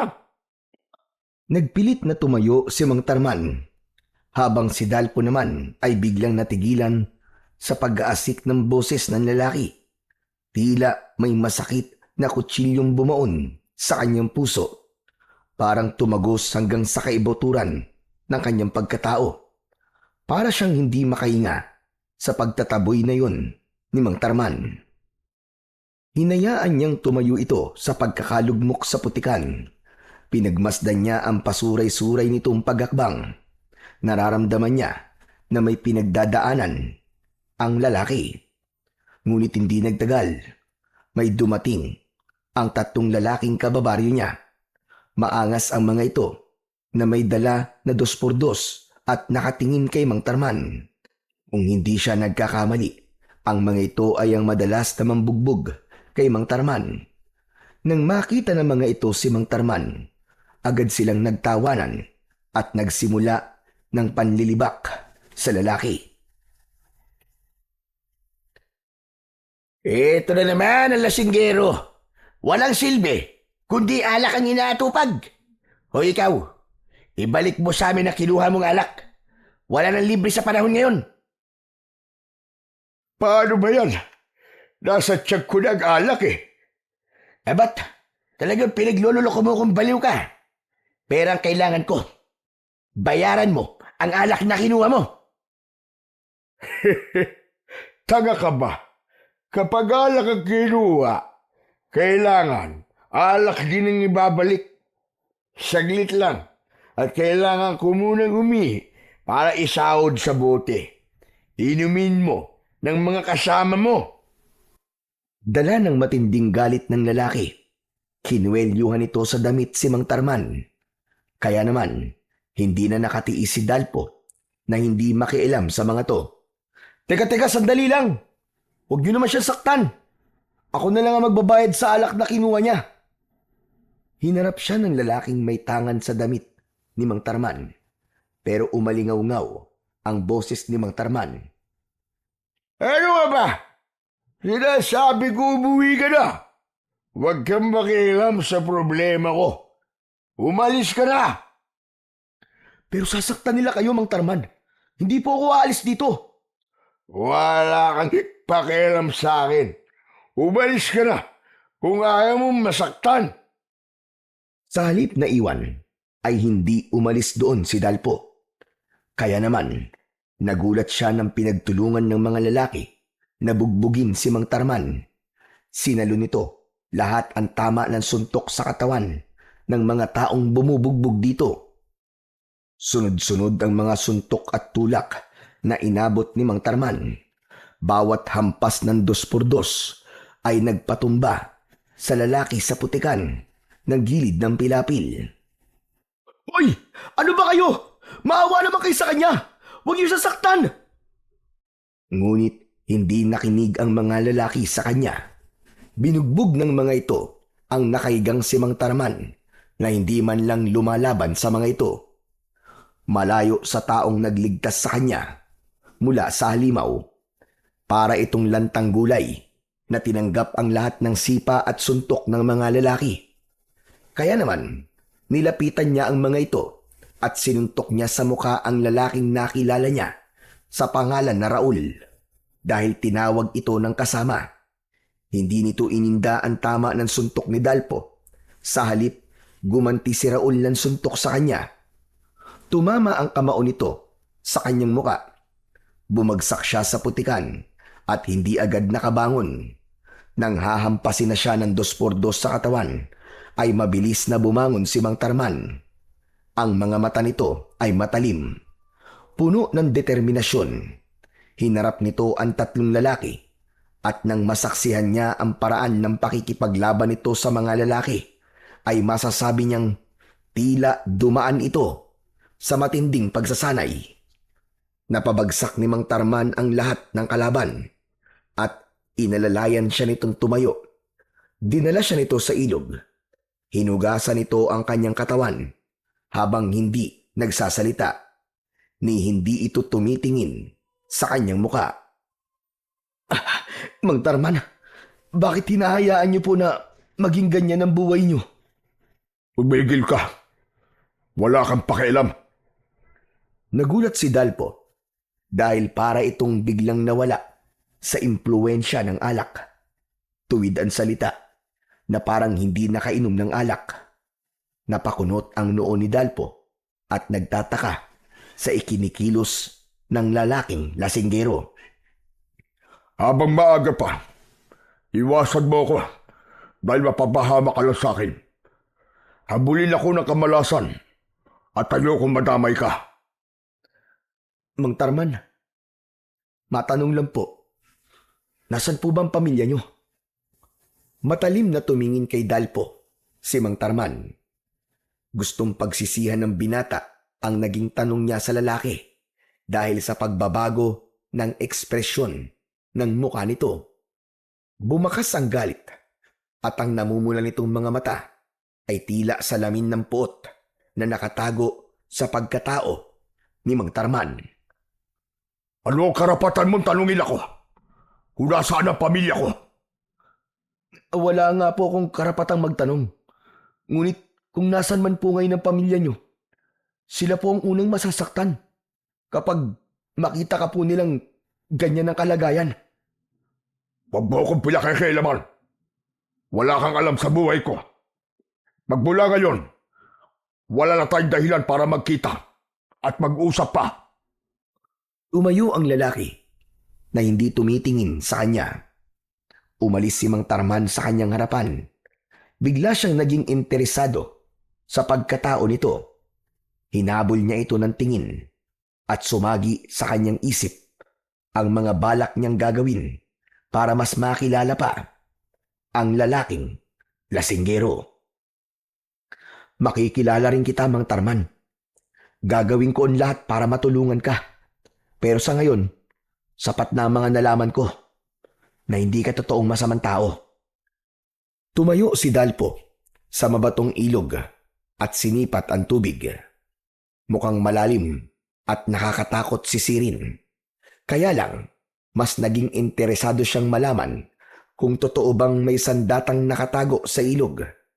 Nagpalinga-linga muna siya sa paligid upang masigurong walang nakakakita sa kanya. Nang matiyak na walang tao at nakaalis na si Mang Tarman, dahan-dahan siyang lumapit sa malalim na tubig habang nakatitig si Dalpo sa tila mahiwagang katahimikan ng tubig. Isang kilabot at pag-asa ang sabay na bumalot sa kanyang pagkatao. Naalala niya ang sugat na iniwan ng tikbalang, ang apoy ng mga matang pula, at ang mga pangakong binitiwan niya sa sarili na ipagtatanggol niya ang kanyang baryo laban sa napipintong pagsalakay ng mga aswang. Isang malalim na paghigop ng hangin na tila pumuno sa kanyang dibdib ang kanyang ginawa. Bago tumalon sa tubig si Dalpo at sinisid ang kailaliman ng ilog. Ngunit sa hindi inaasahan, naramdaman niya na lumabas mula sa kanyang laman ang dugo na sumama sa tubig. Hindi siya makalaban dahil bigla siyang kinapos ng hininga. Ngunit nararamdaman niya ang paghila sa kanya ng hito papunta sa mas malalim na bahagi ng tubig. Sa isip niya at bulong sa kanyang sarili ay humihingi siya ng tulong. Isang pagkakamali ang nagawa niya. Hindi niya inaasahan ang alimaw na nakatira sa ilalim ng tubig. Pilit na nagpumiglas ang katawan ni Dalpo. Kaya naman, Saktong pagbitaw sa kanya ng kagat ng isdang hito, sumuot siya ng tuluyan sa isang uri ng kuweba na nasa ilalim ng ilog. Ano to? Nasaan ako? Sinulyapan ni Dalpo ang isda na hito at hindi nagtagal ay iniwan siya nito sa loob ng kuweba habang ang kalahati ng kanyang katawan ay masakit dahil sa sugat niya sa hita. Nakasawsaw sa tubig ang kanyang bewang. Malamig din ang simoy ng hangin sa loob na kahit madilim ang paligid ay naniniwala siyang nasa kakaibang bahagi siya ng ilalim ng tubig na merong nakatago at lihim na kuweba. Nasaan ako? Anong ginagawa ko rito? Hindi ito maaari. Kailangan kong makalabas. Teka, baka sa dulong yun, may lagusan. Dahan-dahang gumapang si Dalpo papasok sa loob ng kuweba. Umaasa siyang may lagusan sa dulo nun. Ang kanyang mga palad ay dumudulas sa malamig at basang bato. Sa bawat hakbang ng kanyang tuhod sa matubig na sahig, umuugong ang mahinang lagaslas ng tubig habang ang dugo ay sumasama sa basang bato. Sa loob ay naaamoy niya ang amoy ng lumot habang sa kisame ay nakasabit ang mahahabang baging mula sa ugat ng puno. Ang tubig sa loob ng kuweba ay umaabot hanggang tuhod. Malamig na malamig at tila dumadaloy mula sa kailaliman. Ang bawat gapang niya ay nagdadala ng takot sa kanyang dibdib. Tila nabibingi si Dalpo sa katahimikan ng lugar. Habang siya ay palalim ng palalim, naramdaman niya ang bigat ng kapaligiran. Parang may mga matang nakamasid sa kanyang ginagawa. Tulong! Nakikiusap ako! Kung sino ka man na nagtatago sa likod ng pader ng kuweba, patawarin mo na ako kung nangasa kong pumasok sa loob ng kuweba. Nakikiusap ako! Tulungan niyo ako! Maya-maya pa, isang mahinang tinig ang umalingaw-ngaw mula sa loob ng kuweba. Malamig na boses ng isang matanda. Kasabay ng pagkalat ng liwanag sa paligid na tila isang kislap ng kidlat. Dalpo, lumapit ka. Sa wakas, natuntun mo na rin ako. Halika, mas lumapit ka pa. Teka, sino ka? Bakit mo ko kilala? Anong kailangan mo sa akin? Halika, lumapit ka. Tinatawag kita. Malapit mo na akong makita. Huminto sa paggapang si Dalpo at pinakinggan niya ang boses na naririnig. Nanlaki ang mga mata ng binata at pilit na hinanap ang pinagmumula ng tinig. Ngunit ang paligid ay nananatiling maliwanag. Halika, lumapit ka pa, Dalpo. Muling bulong ng tinig. Sabay ang biglang pagkislap sa di kalayuan. Mula sa gitna ng tubig, unti-unting lumitaw ang isang malakuryenteng liwanag na nagliliyab at naglalagablab ng bughaw at puting enerhiya. Nakalutang yun sa gitna. Nakita niya ang isang uri ng sandata. Isang kris. Mahaba, alon-alon ang talim, na tila gumagalaw na parang buhay. Ang bawat kurba ng bakal nito ay kumikislap at mula sa mismong katawan ng kris ay lumalabas ang mga kidlat na umaalon sa hangin. Lumilikha ng mga ugong at alingaw-ngaw na parang kulog. Hindi ako maaaring magkamali. Isang kris ang nakikita ko. Ang sandata na laman ng kwento ni Lolo Sergio. Ikaw nga. Ikaw nga nagsasalita, tama ba? Oo, tama ka. Ako nga, Dalpo. Kusa kitang tinawag upang muling gamitin ang sandatang ito. Nakasalalay sa mga kamay mo ang kaligtasan ng bari. Nasira na ang lagusan ng masasamang nilalang. Lahat sila ay nakalabas na at handang sumalakay sa mundo nyo. para tuluyan kayong sakupin. Teka, magpakita ka sa akin. Ako ang liwanag na bumabalot sa sandata. Ikaw ang hinirang na bagong tagapangalaga sa Kris at bagong tagapagligtas ng baryo. Gumalaw ang liwanag, papalapit sa kanya, habang hindi niya inaalis ang paningin sa liwanag na nasa harapan niya. Napatigil si Dalpo, nanigas ang kanyang mga tuhod, ang kanyang dibdib ay mabilis na kumakabog, at ang malamig na pawis ay dumaloy mula sa kanyang sentido, pababa sa kanyang pisngi. Ang kanyang mga kamay ay nanginginig. Hindi niya malaman kung lalapit ba siya o tatakbo. Ang liwanag ng Kris ay napakatingkad. Halos hindi niya mabuksan ang kanyang mga mata. Ang alingaw-ngaw ng mga kidlat ay parabang bumubulong sa kanya ng isang babala. Hindi kagad siya makapagsalita nang mas lumapit sa kanya ang liwanag at tila napapaso ang kanyang katawan sa ningas na hatid ng sandata. Takot ang naghari kay Dalpo ng mga sandaling yon, habang nakaharap siya sa isang puwersang hindi niya mawari kung biyaya ba o kapahamakan. Ngunit kasabay ng takot, naroon ang matinding paghila ng mahiwagang tinig. Isang puwersang nagtutulak sa kanya na damputin ng Kris, kahit pa ang kanyang puso ay nag-uumapaw sa pangamba. Huwag kang matakot, Dalpo, dahil ikaw na ang bagong nagmamay-ari ng bagay na yan. Hayaan mo siyang sumanib sa iyong katawan. Kahit masakit ang hita ni Dalpo, ay pinilit niyang tumayo at nilapitan ang liwanag, habang hila ang kaliwang paa na masakit at may sugat. Dahan-dahan, inilapit ni Dalpo ang kanyang nanginginig na kamay sa nakalutang na Kris. Tila may malakas na puwersang humihila sa kanya para hawakan ang sandata.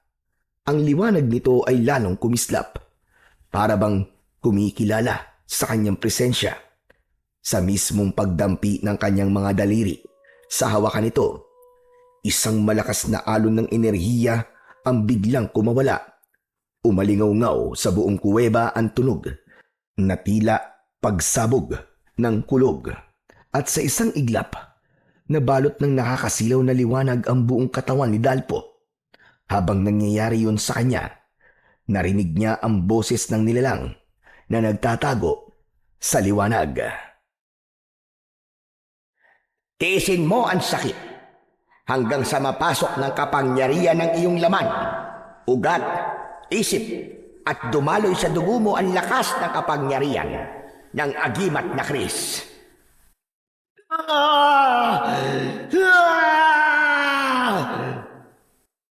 Ngayon, nasa mga kamay mo na ang kaligtasan ng lahat ng mga taong nakatira sa baryo. Huwag mo kong bibiguin, Dalpo. Naramdaman ni Dalpo ang apoy ng kuryente na dumaloy mula sa kanyang palad, umakyat sa kanyang mga braso at kumalat sa bawat himaymay ng kanyang katawan. Ang mga sugat na dati ay masakit at mahapdi ay biglang nagsara, para bang hindi kailanman nagkaroon ng sugat o hiwa. Ang bigat ng kanyang katawan ay nawala, at sa halip ay naramdaman niya ang kakaibang gaan, hanggang sa hindi niya na namalayan na siya ay nakalutang sa ibabaw ng tubig. Itinataas ng enerhiyang dumadaloy mula sa Kris. Ang kanyang buong katawan ay binalot ng naglalagablab na malakuryenteng liwanag.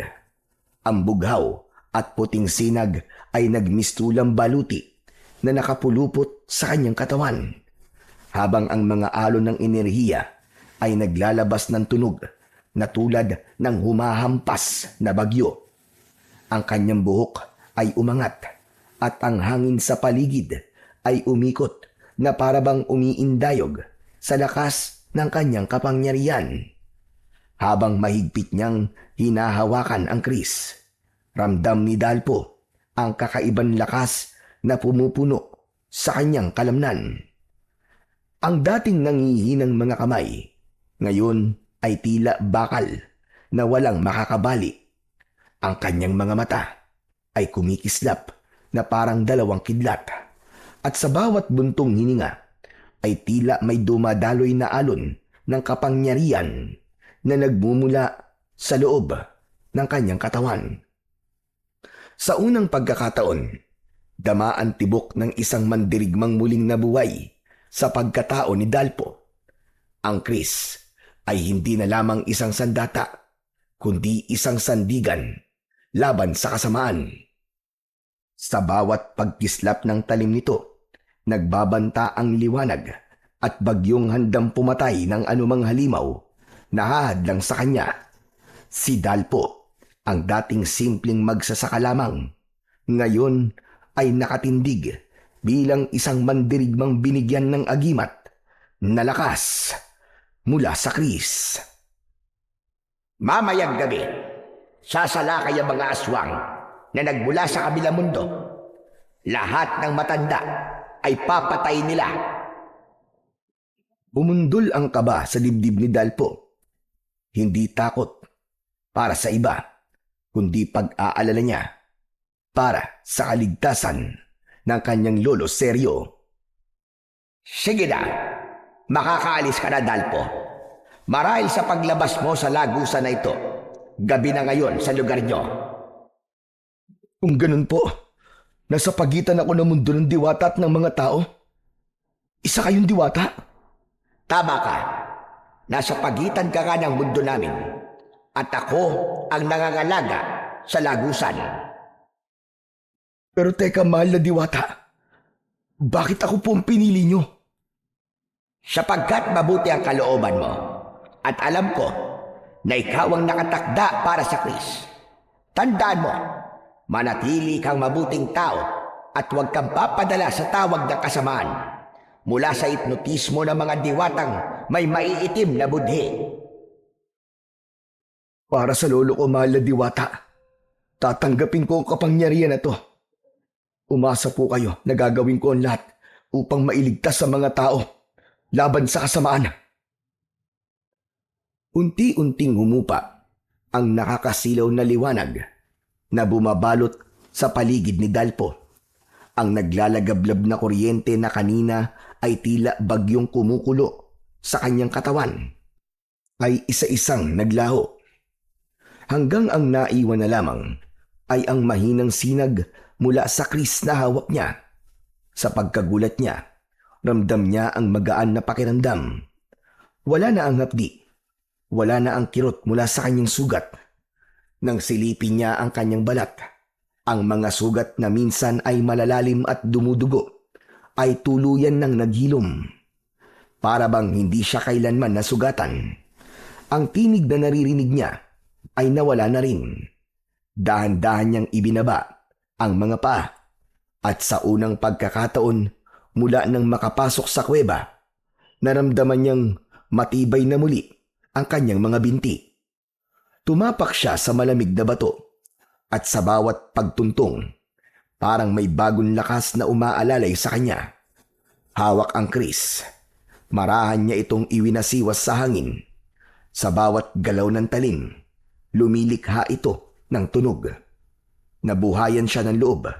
Sa bawat pagwasiwas, dama niya ang tibay ng sandata at ang kakaibang lakas na dumadaloy sa kanyang mga kamay. Para bang natutunan ng kanyang katawan nang hindi niya namamalayan ang tunay na paggamit sa Chris. Napansin ni Dalpo ang tubig sa kuweba na unti-unting kumakalma. Kaya naman, dahan-dahan siyang lumusong sa tubig at sumisid. Sa ilalim ng malamig na agos, ginamit niya ang lakas ng kanyang mga braso at ang bigat ng bawat pagwasiwas ng Chris upang makalangoy palabas ng kuweba. Ang dating tila walang katapusang dilim ng kuweba ay napalitan ng liwanag mula sa malayo hanggang sa tuluyan niyang narating ang bungad ng kuweba. Sa pag-ahon niya, ang unang simoy ng hangin sa labas ay dumampi sa kanyang muka.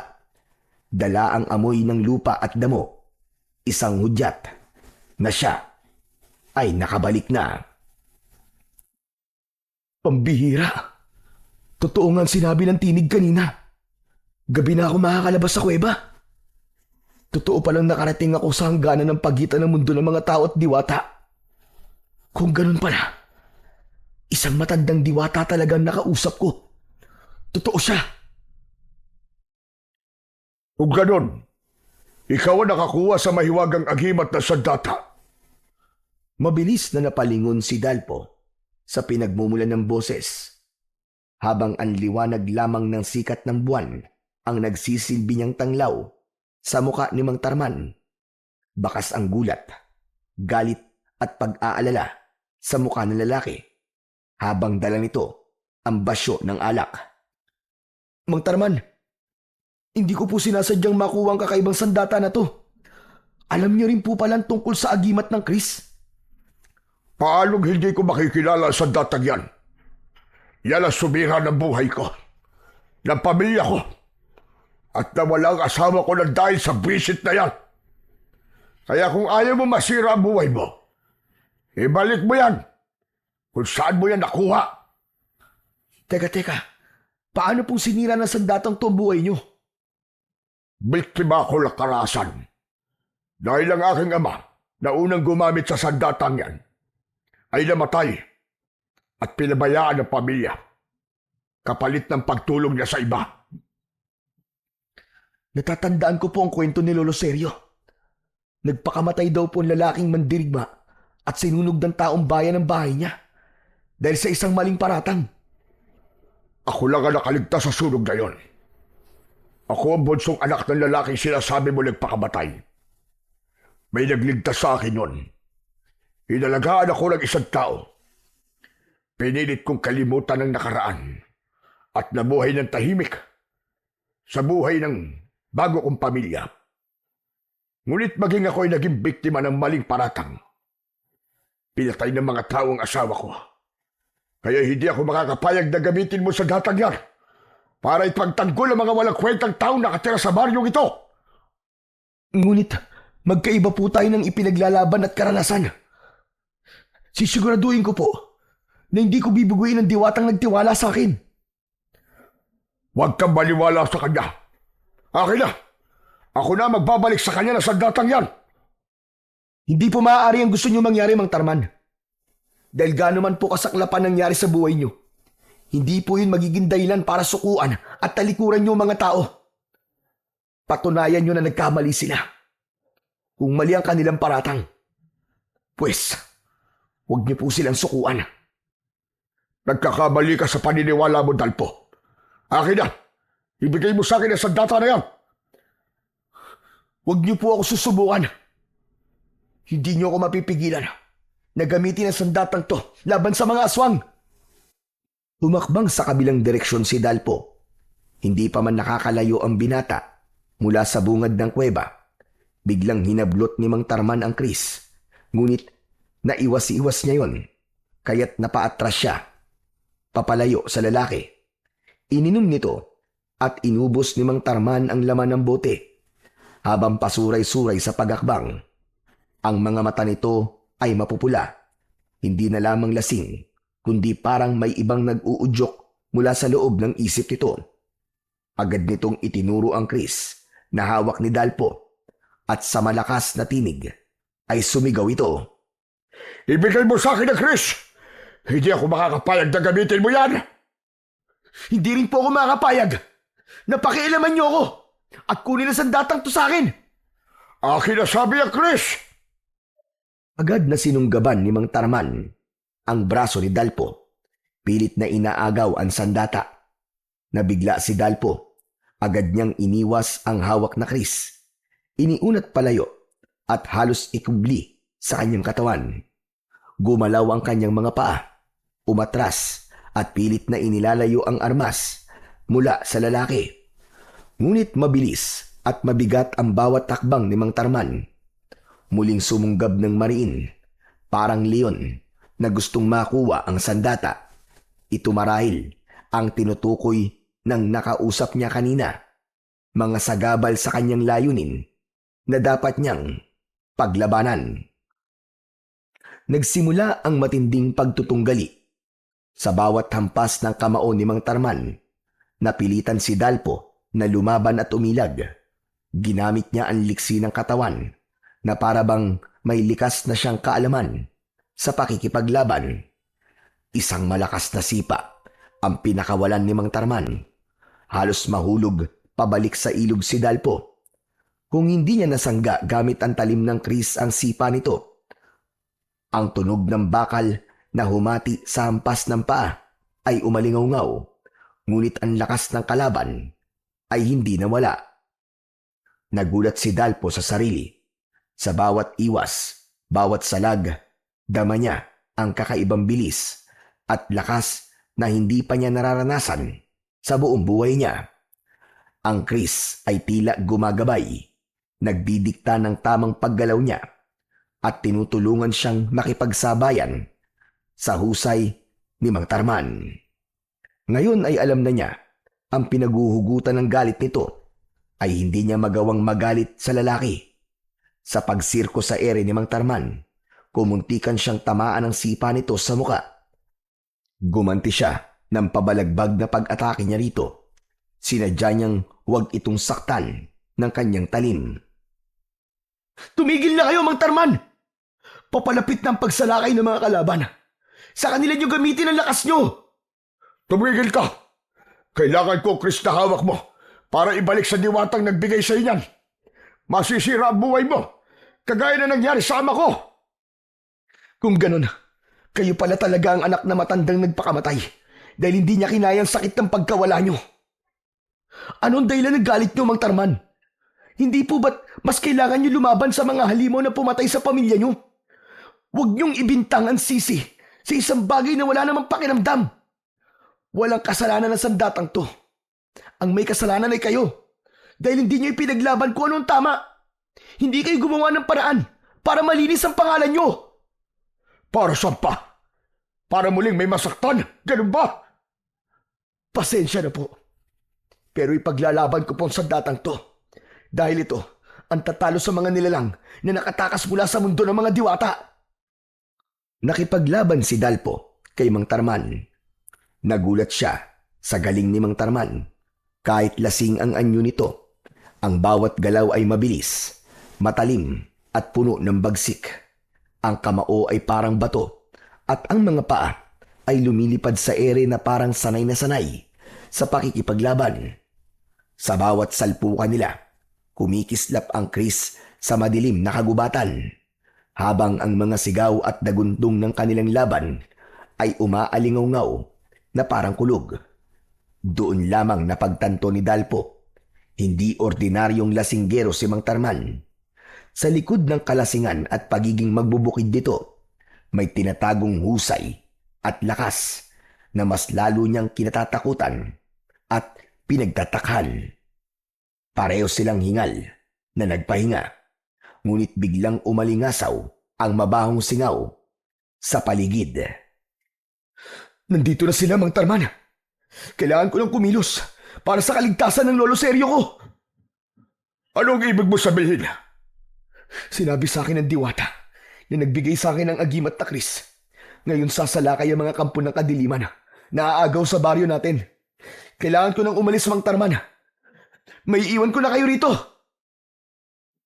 Imbis sumagot, ay dumukot ito ng isa pang bote ng alak sa bulsa at inubos nito ang laman ng bote.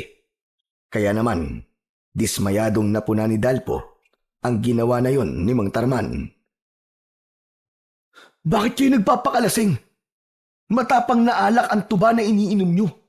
Wala po ba kayong pakialam sa buhay nyo? Nagkakamali ka. Dito ako kumukuha ng lakas, bilis, at husay sa pakikipaglaban. Kasabay ng pagsasabi nito sa sikreto tungkol sa alak, ay umalis na ito sa kanyang harapan at mabilis na naglaho sa dilim. Si Dalpo naman ay mabilis nang tumakbo papalayo sa ilog. Nawala ang nararamdaman niyang presensya ng aswang sa paligid at mabilis na tinahak ang daan pauwi sa kanilang bahay. Pagkalipas ng ilang minutong pagtakbo, ay narating naman niya ang kinaroroonan ng kanilang bakuran. Subalit nagulat siya sa kanyang nadatnan. Paglabas ni Dalpo mula sa masukal na daan, tumigil ang kanyang mga paa at napako ang paningin sa tanawin sa tapat ng kanilang bahay. Maraming lalaki ang nakatayo roon. Mga braso ay nakatiklop. Ang mga kamay ay may hawak na bolo at sibat. Bakas sa anyo ng mga ito ang galit. Teka, anong ginagawa nila kay Lolo Seryo? Agad niyang nakilala si Raul, ang pinakamatapang at pinakamabangis sa grupo. Napako ang paningin nito sa nakatayong si Dalpo. Humakbang si Raul sa unahan, nakakunot ang noo at naglalagablab ang tingin. Para bang nais siyang lapain at sobrang galit. Ang bawat salita na lumalabas sa bibig nito ay parang apoy, mainit at puno ng paghiganti. Sa gitna ng mga lalaki, nakita ni Dalpo ang nakagapos na si Lolo Seryo. Parang pinupukpok ng maso ang kanyang dibdib dahil sa labis na pag-aalala, habang ang kanyang agimat na kris ay kanina pang walang tigil sa pag-iinit. Indikasyon na may banta ng panganib sa paligid. Mabuti naman at dumating ka ng pakailamero ka. Nasaan ang hayop mong kasama? Pakawalan mo si Lolo Seryo. Wala siyang kasalanan. Ako ang kailangan niyo at hindi siya. Ang tanong ko, sagutin mo. Nasaan ang hayop mong kasama? Wala akong alam sa mga sinasabi mo. Dala ng galit ay iniumang ni Raul ang talim sa leeg ni Lolo Seryo. Hindi makasigaw ang matanda dahil sa busal sa bibig nito at nakagapos ang kamay sa likod. Nakaluhod sa lupa ang matanda. Para siyang mababaliw sa takot ng mga sandaling yun. Lalo na nang matitigan ni Dalpo ang paghihirap ng kanyang Lolo Seryo. Ang mga kamay nito ay mahigpit na tinalian ng lubid. Halos bumaon na sa balat nito sa pagkakahigpit. Ang katawan ng matanda ay nakayuko, pawisan at hingal na hingal. Halata ang panghihina sa katawan at muka. Hindi lamang ito basta ginapos, pinahirapan ito. Tinutulak at binabatukan ng ilan, habang ang iba ay may hawak na patpat na pilit idinidikit sa likod ng matanda. Nanginig ang kamay ni Dalpo na may tangan sa kris, dala ng labis na galit at puot. Kapag hindi mo pinakita sa akin ang kasama mo, na bumugbog sa amin, papatayin ko matandang ito. Tumagundong ang sigawan ng mga lalaki, habang ang ilan ay nagbabantang paluin si Lolo Seryo sa ulo. Kung hindi lilitaw si Mang Tarman, tsak na mapapahamak ang matanda. Ang puso ni Dalpo ay kumabog ng mabilis. Ramdam niya ang bigat ng galit ng mga ito, hindi lamang kay Mang Tarman, kundi pati sa kanya. Ang naganap sa palayan ay nag-ugat ng puot, at ngayon si Lolo Seryo ang ginagamit nilang pantubos para ilabas ang lasinggerong lalaki na bumugbog sa mga ito. Ngunit natigilan ng lahat nang bigla silang nakarinig ng isang malakas na kaluskos mula sa kakawyan. Lumitaw ang mga nilalang na papasalakay sa kinaroroonan ng mga kalalakihan. Ang maiingay na sigawan ng mga lalaki ay nauwi sa takot at pagkataranta.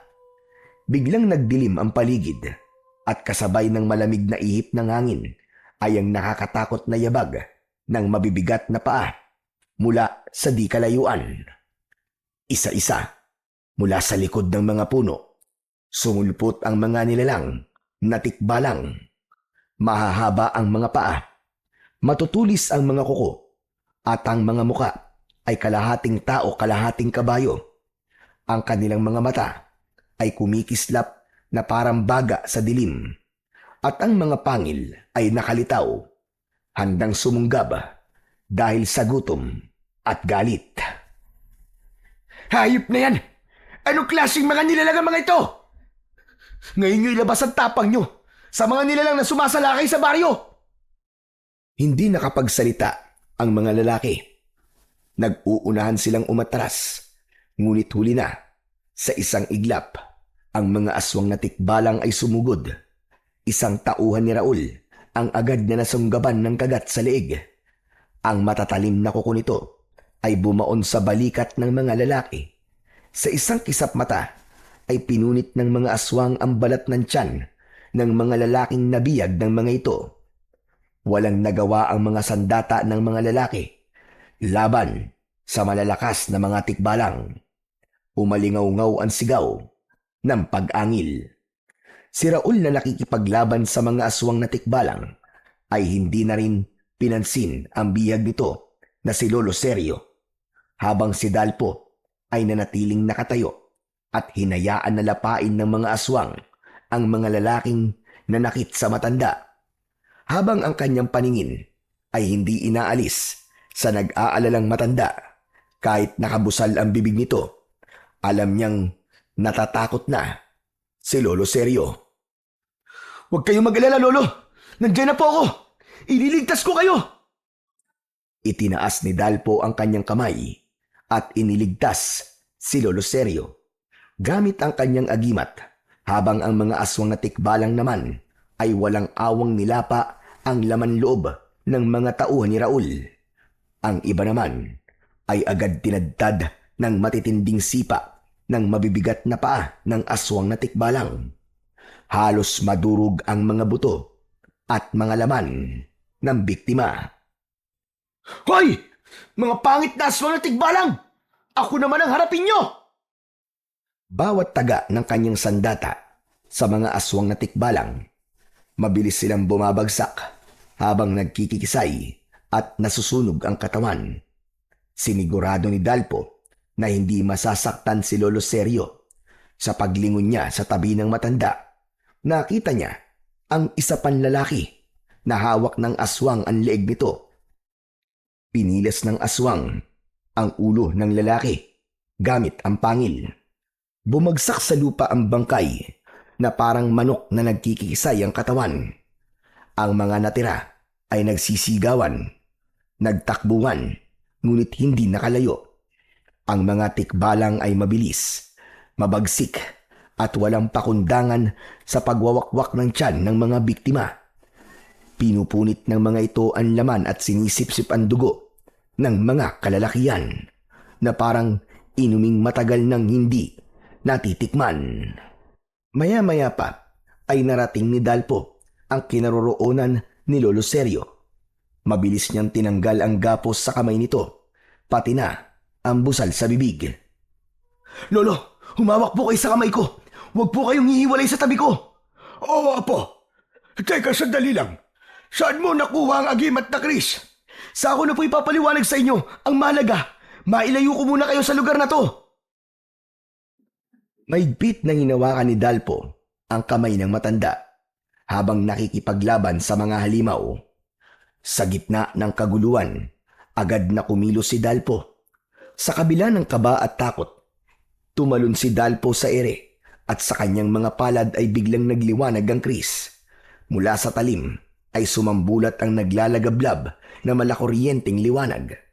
Kumikidlat at humahampas sa hangin. Ang sandata ay tila may sariling buhay.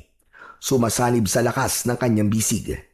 Sa bawat paghampas niya, umuugong ang hangin at kumikislap ang talim. Isang tikbalang ang agad niyang tinaga sa katawan. Sa unang hiwa, nahati ang braso nito. Sa ikalawang aswang na tikbalang na sumugod sa kanila, tinaga naman niya yun sa leeg. Sumabog ang apoy at liwanag mula sa sugat nito. Ang nilalang ay napaatras, sumisigaw ng tila halinghing ng kabayo, bago bumagsak at naglaho sa liwanag mula sa nasusunog nitong sugat sa leeg. Dalawa pang tikbalang ang sumugod sa kanila, ngunit mabilis talagang kumilos si Dalpo. Habang hawak pa rin ng kamay ni Lolo Sergio, ang kanyang katawan ay magaan, parang lumulutang sa hangin. Sa bawat galaw ay naglilikha ng malakas na liwanag na nakakapanakit sa mga nilalang. Tinamaan niya ng buong lakas ng taga ang isa at agad na naputol ang ulo nito. Ang kabayong muka ay sumabog. Hindi kinaya ang lakas ng kanyang sandata at ang kulay itim na dugo ay sumambulat sa lupa. Ang isa namang tikbalang ay sinunggaban siya. Ngunit bago bumaon ang mga pangil nito sa kanyang katawan, sinaksak niya ito ng kris sa tiyan, kasabay ng malakas na sigaw. Pumutok ang katawan nito at sumambulat ang laman sa kanilang harapan. Lolo Seryo, kailangan niyo na pong pumasok sa loob ng bahay natin. Baka masaktan po kayo dito. Hindi sila nauubos. Sige, mag-iingat ka, Apo. Habang nagpapaalam ang binata kay Lolo Seryo, narinig niya ang pagsigaw ni Raul. Humihingi ng tulong sa kanya. Kaya naman, kahit kalaban niya ito, ay hinarap niya ito. Tinulungan niya ito laban sa mababangis na halimaw. Mabilis siyang tumalon at bumagsak sa kinaroroonan ng mga ito. Isang malakas na pagtaga ng kris ang tumama sa katawan ng aswang na tikbalang, kasabay ng pagtarak niya ng talim sa katawan ng nilalang. Habang nagpapatayan ang mga tikbalang at ang mga natitirang tauhan ni Raul, dumating si Mang Tarman. Dala ang maraming tapayan na mayroong laman na alak. Nakalagay yon sa paragos na hila ng kalabaw ni Dalpo. Binasag ni Mang Tarman ng isa ang tapayan, kung saan ay nagkalat ang mga aswang na tikbalang. Sabay nitong sinindihan ng posporo, parang gasolina, na kumalat ang apoy sa lugar na pinaglalabanan ng mga ito. Mamatay kayong lahat! Kayo mga nilalang na umubos sa pamilya ko! At sa likod ni Raul at Dalpo, ang mga tikbalang ay patuloy na nilalapa ang mga tauhan ni Raul. Ang kanilang mga tiyan ay winawakwak at ang lamang loob ay kinakain na parang hayop na sabik sa dugo. Ang sigawan ay napalitan ng ungol at talakhak ng mga halimaw na hindi napapansin ang papalapit na apoy mula sa likuran ng mga ito. Kaya naman, sinamantala ni Dalpo ang pagkakataon. Malakidlat siyang umatake sa mga natitirang nilalang. Pinugutan niya ng ulo ang mga aswang na tikbalang. Tuluyang nasunog ang katawan ng mga ito at si Raul lang ang nakaligtas sa mga tauhan na umatake sa kanila. Nakatayo si Raul sa likuran ni Dalpo habang nakatingin sila sa pasuray-suray na si Mang Tarman, habang sinasaid nito ang natitirang alak mula sa nabasag na tapayan. Marami pong salamat at dumating kayo, Mang Tarman. Huwag ka magpasalamat sa akin, Dalpo. Dahil ginawa ko ay para sa sarili kong pag-iiganti. Mula sa loob ng kanilang bahay, dahan-dahang lumabas si Lolo Seryo habang nakangiti. Sa kabila ng mga nangyari, ang mukha nito ay puno ng tuwa at kasiyahan nang makita ang paligid na wala na ang banta ng aswang. Ngunit ang hawak ni Dalpo na kris ay nanatiling mainit. Agad na lumapit si Lolo Seryo kay Dalpo. Nilampasan nito ang tahimik na nakatayong si Raul. At sa tinig ng matanda ay bakas ang labis na paghanga sa apo. Magaling ang ginawa mo, Apo ko. Pambihira. Nagulat ako sa husay mo. Teka, paano ba napunta sa iyo ang agimat na kris? Hindi ko po sinasadya na makuha ang sandata na to, Lolo. Kusa pong ibinigay ito sa akin ng diwatang nangangalaga sa lagusan. Pero hindi pa rin tama na nasa iyo yan, Dalpo. Kaya ibalik mo na sa datang yan. Ibabalik ko naman po to kapag bumalik na po sa ayos ang kalikasan at naisarado ulit ang lagusan. Ang mahalaga, nagawa mo mailigtas ang baryo laban sa mga nilalang ng dilim. Nagtagumpay ka sa pagpuksa sa mga aswang na tikbalang. Bahagyang napangiti si Dalpo.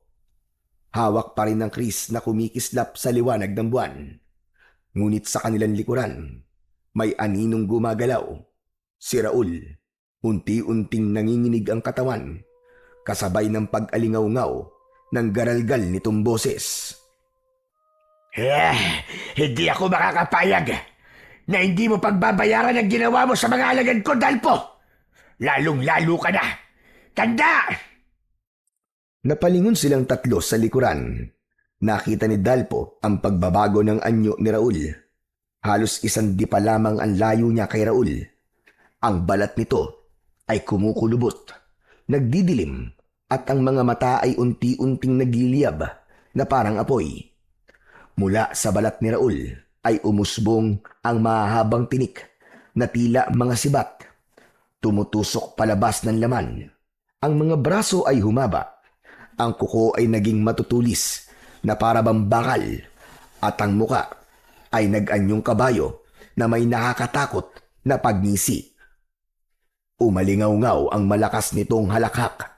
Hindi boses ng tao, kundi kalampag na parang sabay-sabay na tawanan ng kabayong nauulol. Kasabay ng biglang paglakas ng hangin, umiikot sa paligid na parang buhawi. Nagtataboy ng alikabok at dahon. Bago pa man makailag si Dalpo, umatake si Raul. Naging isa itong aswang na tikbalang. Habang ang tinik sa katawan nito ay mas humaba pa ang hibla. Tila nilalang na hindi talaga galing sa mundo ng mga tao. Sa bilis ng pangyayari, sinakal nito si Dalpo gamit ang malalaki at mabalahibo nitong mga kamay. Ramdam ni Dalpo ang bigat at lakas nito, at ang matutulis na kuko ni Raul ay bumaon sa kanyang likod. Nag-iwan ng malalim na sugat. Bumulwak kagad ng dugo. Napangiwi siya sa matinding kirot. Halos mawalan siya ng hininga habang pilit na kumakawala sa malakas na kamay ng kalaban. Si Mang Tarman na nasa di kalayuan ay natigilan. Ang muka ay namutla, at sa kabila ng tapang at kalasingan, ang itsura nito ay bumakas ang matinding takot. Ang mga kamay ay bagyang nanginig at hindi malaman kung ano ang gagawin. Kumawala ang malakas na boses nito na naglantad ng katotohanan sa pagkatao ni Dalpo. Anak! Dalpo! Ang anak ko! Dila hangin na sumugod si Mang Tarman sa kinaroroonan ng ngihinang si Dalpo. Tumama sa mukha ng binata ang malaking kamao ng nilalang. Pasadsad siyang pumagsak sa lupa habang hindi nabibitiwan ang Kris. Samantalang si Mang Tarman nakikipaglaban sa halimaw na si Raul. Hindi ito makatama sa aswang. Napuno ng pagkalito ang isip ni Dalpo kung paano siyang naging anak ng isang katulad ni Mang Tarman. Ngunit pinilit niyang tumayo. Itinukod niya ang sandata sa lupa. Ako ang papatay sa kanya! Tumabi kayo, Mang Tarman! Sa akin siya may pagkakasala. Muntik niya na akong mapatay at nilinlang ako ng kanyang anyo bilang isang tao. Isa pala siyang halimaw. Sa kanya nagsimula ang lahat ng kaguluhang ito. Lumayo si Mang Tarman nang makita si Dalpo na unti-unting binabalutan ng malakas na liwanag sa katawan. Natigilan ang aswang na si Raul. Umalingaw-ngaw ang malakas na ingay na parabang kulog. Napakuyom ng kamao si Dalpo habang hawak ang Kris. Sa huling lakas ng kanyang bisig, tuluyan siyang nakatayo. Biglang nagsimulang kumislap ang kapangyarihan ng agimat. Ang talim ng Kris ay nagliwanag ng gusto, at mula sa pagkakatukod ay sumabog ang nakakasilaw na liwanag na parang kidlat na bumaba sa lupa. Sa isang iglap, umikot ang malakas na hangin mula sa kinatatayuan ni Dalpo. Umalingaw-ngaw ang ugong nito na tila naglalagablab na kuryente. Ang mga alikabok, dahon at bato ay tumaas at umikot din sa ere. Teka, ano to? Anong nangyayari? Pagmasdan mo kung paano kitang papatayin! Hayop ka! Habang umaatras papalayo, sina Mang Tarman at Lolo Seryo, mas lalong lumakas at bumilis ang pag-ikot ng kapangyarihan ni Dalpo sa talim ng Kris. Malakas siyang sumigaw na parabang ibinuhos ang malakas na puwersa. Ang hangin ay naging parang buhawi na nakasentro sa Kris, at mabilis nitong pinaikutan ang aswang na tikbalang na si Raul. na nagngangalit pa rin at pumipiglas sa gitna ng enerhiya. Mula sa umiikot na hangin, nabuo ang malabolang kidlat, isang naglalagablab na bola ng bughaw at puting liwanag, umuugong na parabang libu-libong kulog na nagsisigawan. Unti-unti itong lumaki, kumikislap at nagliliyab bago tuluyang sumalpok sa katawan ng aswang na tikbalang. Isang malakas na pagsabog ang narinig. Ang katawan ni Raul ay agad na tinamaan ng kidlat at sa isang kisap mata, nagsimulang madurog ang balat na parabang pira-pirasong bato. Ang laman ay sinunog mula sa loob, umuusok at naging abo ang bawat hibla ng kalamnan nito. Bumalot ang malakuryenteng apoy sa katawan nito bago tuluyang naglaho sa isang malakas na alingaw-ngaw ng pagsabog. Tahimik ang paligid nang mawala ang liwanag. Ang hangin ay huminto at ang abo ng aswang na tikbalang ay dahan-dahang bumagsak sa lupa. Ngunit si Dalpo, na siyang pinagmulan ng kapangyarihan, ay bumigat ang katawan. Ang kanyang mga tuhod ay nanghina at halos mabitiwan na ang kris. Ang kanyang paghinga ay mabigat at ang kanyang mga mata ay nanlalabo. Ang labis na enerhiyang kumawala mula sa agimat ay umubos ng lakas ng kanyang katawan. Sa kabila ng tagumpay, ramdam niya ang matinding panghihina na parang lahat ng dugo sa kanyang katawan ay naubos. Sa tabi niya, nakatingin si Mang Tarman at Lolo Seryo. Parehong mangha at nag-aalala. Nakita nila kung gaano kalakas ang kapangyarihan ng Kris, ngunit higit nilang nakita ang kapalit na pagod at panghihina ng binatang tagapagdala ng malakas na sandata. Lumapit si Mang Tarman nang may pag-aalala at pinanindigan ang pagtawag nito sa kanya ng anak. Anak, ayos ka ng baha? Nakakunot ang noo na sinulya pa ni Dalpo ang muka ni Mang Tarman bago siya tumingin sa mga mata ni Lolo Seryo. Naluluha itong nagsalita. Totoo ang narinig mo, Apo. Siya ang iyong ama. Paano pong nangyari yun? Ako ang matandang nagligtas sa buhay ng tatay mo. Inalagaan ko siya. Inilayo sa lahat. Nagkaroon siya ng pamilya at ikaw ang naging bunga.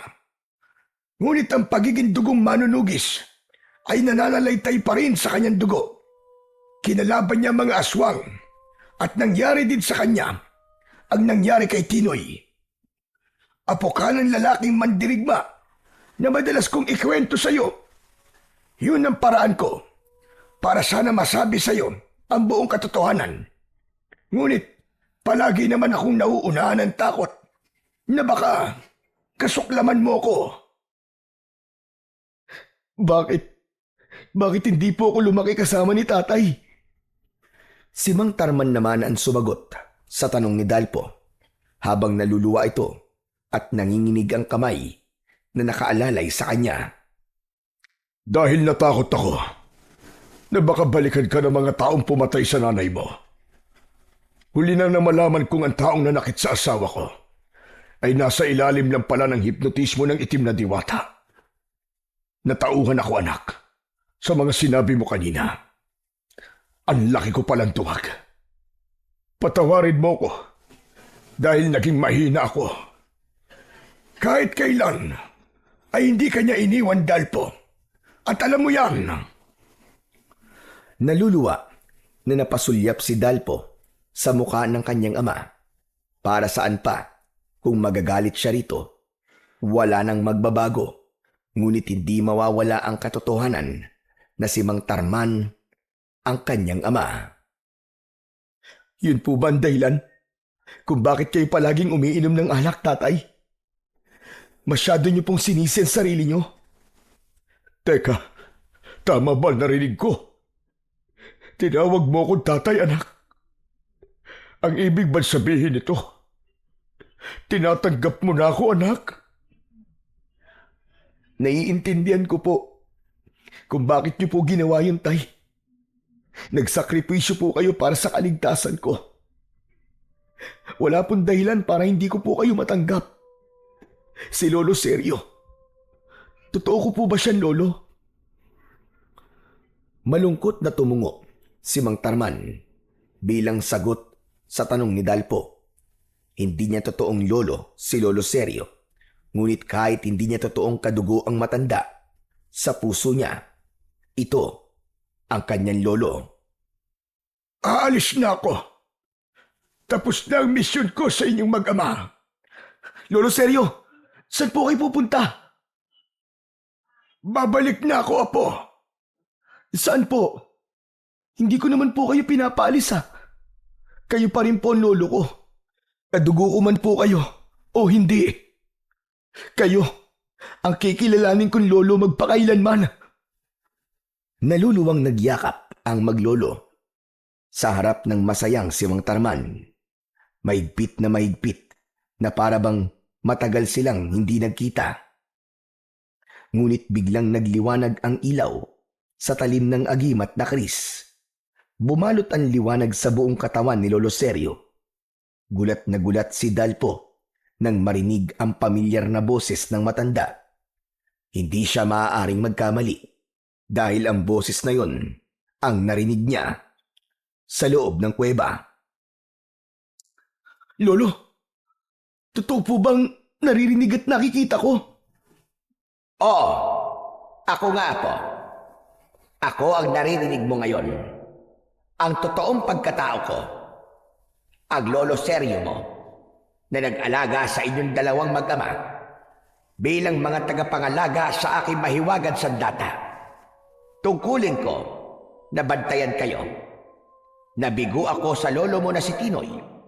Subalit hindi mo ko binigo, Dalpo. Huwag kang mag-alala. Palagi kitang bibisitahin.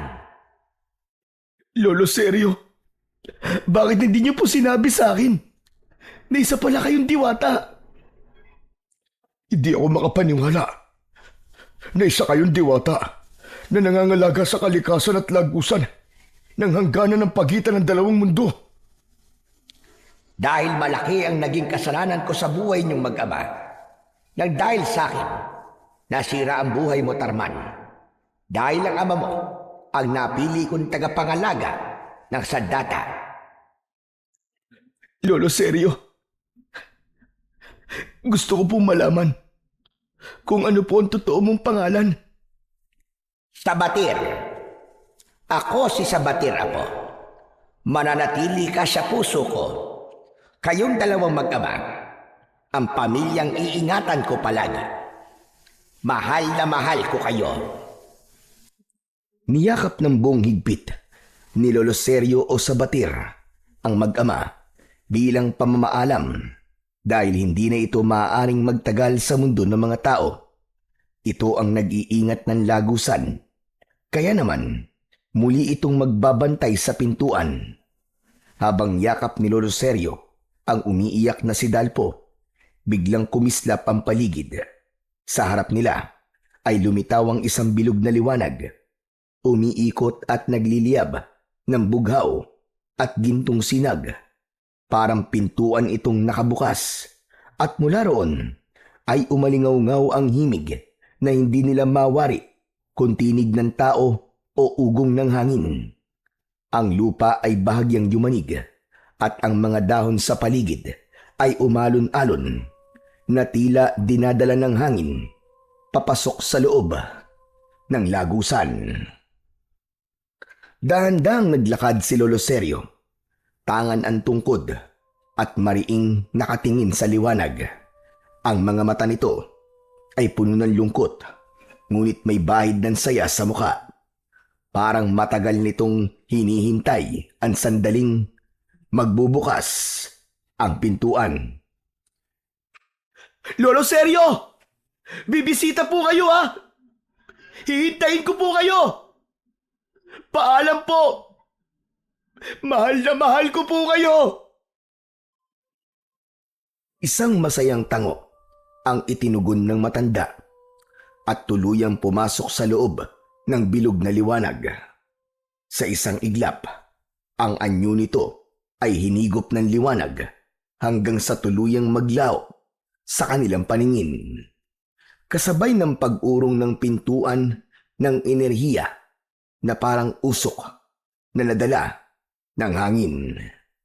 Naiwan sina Dalpo at Mang Tarman, parehong nakatulala, halos hindi makapaniwala sa kanilang nasaksihan. Sa katahimikan ng gabi, nagkatinginan ang dalawa. Ang mag-ama ay tila biglang nahulog sa mas malalim na samahan. Pinunan ang mga panahon na hindi nila nakasama ang isa't isa. Naiwan kay Dalpo ang agimat na Chris at tuluyan na ngang nagsara ang lagusan. Nanumbalik ang katahimikan sa baryo ng Temen, habang ang mag-ama naman ay ipinagpatuloy ang trabahong naiwan ni Lolo Sergio sa bukid. Isang araw ay nag-inuman ang mag-ama. Kung sino po mauunang malalasing, siya po magtatanim ng palay, ha? Sus, ginagamit mo na naman ang agimat mo kapag malapit ka lang matalo. Ganyan ka naman eh. Ang pustahan po ay usapan. Hindi dapat mababali. Kahit kayo pa ang tatay ko. Kailangan niyo sumunod sa parusa. Umalingaw-ngaw ang halakhakan ng mag-ama sa kubo na nasa gitna ng bukid. Bakas sa kanilang mga balat ang labis na pagpapainit sa araw. Masaya silang namuhay sa piling ng isa't isa bilang isang lasinggerong magbubukid, ngunit isa naman palang manunugis ng mga aswang. Ang kwentong inyong napakinggan mula sa buhay ni Dalpo ay hindi lamang isang pakikipagsapalaran laban sa mga halimaw na tikbalang, kundi isang salamin ng tunay na katatagan ng isang tao. Mula sa pagiging isang simpleng magsasaka na ang tanging alam ay ang pag-aararo sa palayan, si Dalpo ay nahubog at naging isang mandirigmang handang ipagtanggol ang kanyang pamilya at ang kanyang baryo. Ipinapakita ng kanyang karanasan na ang kabayanihan ay hindi lamang tungkol sa lakas ng bisig o sa talas ng sandata, kundi sa malinis na puso at matatag na kalooban na handang tumulong para sa iba. Nakita natin ang kahalagahan ng kabutihan at malasakit. Ang Chris na kanyang taglay ay hindi lamang agimat na sandata, kundi sagisag ng pananampalataya, tungkulin at pananagutan sa kapwa at pamilya, na kahit hindi kadugo ang isang tao, ay ibang pagmamahal pa rin ang uusbong sa taong tunay na nagmahal sa'yo at nag-alaga. Sa huli, ang kwento ni Dalpo ay nagsisilbing paalala na ang pinakamalakas na kapangyarihan ay nagmumula sa kabutihan. Walang halimaw, gaya ng tikbalang o kahit na anong nilalang ng dilim, ang kayang manaig laban sa puwersa ng kabutihan.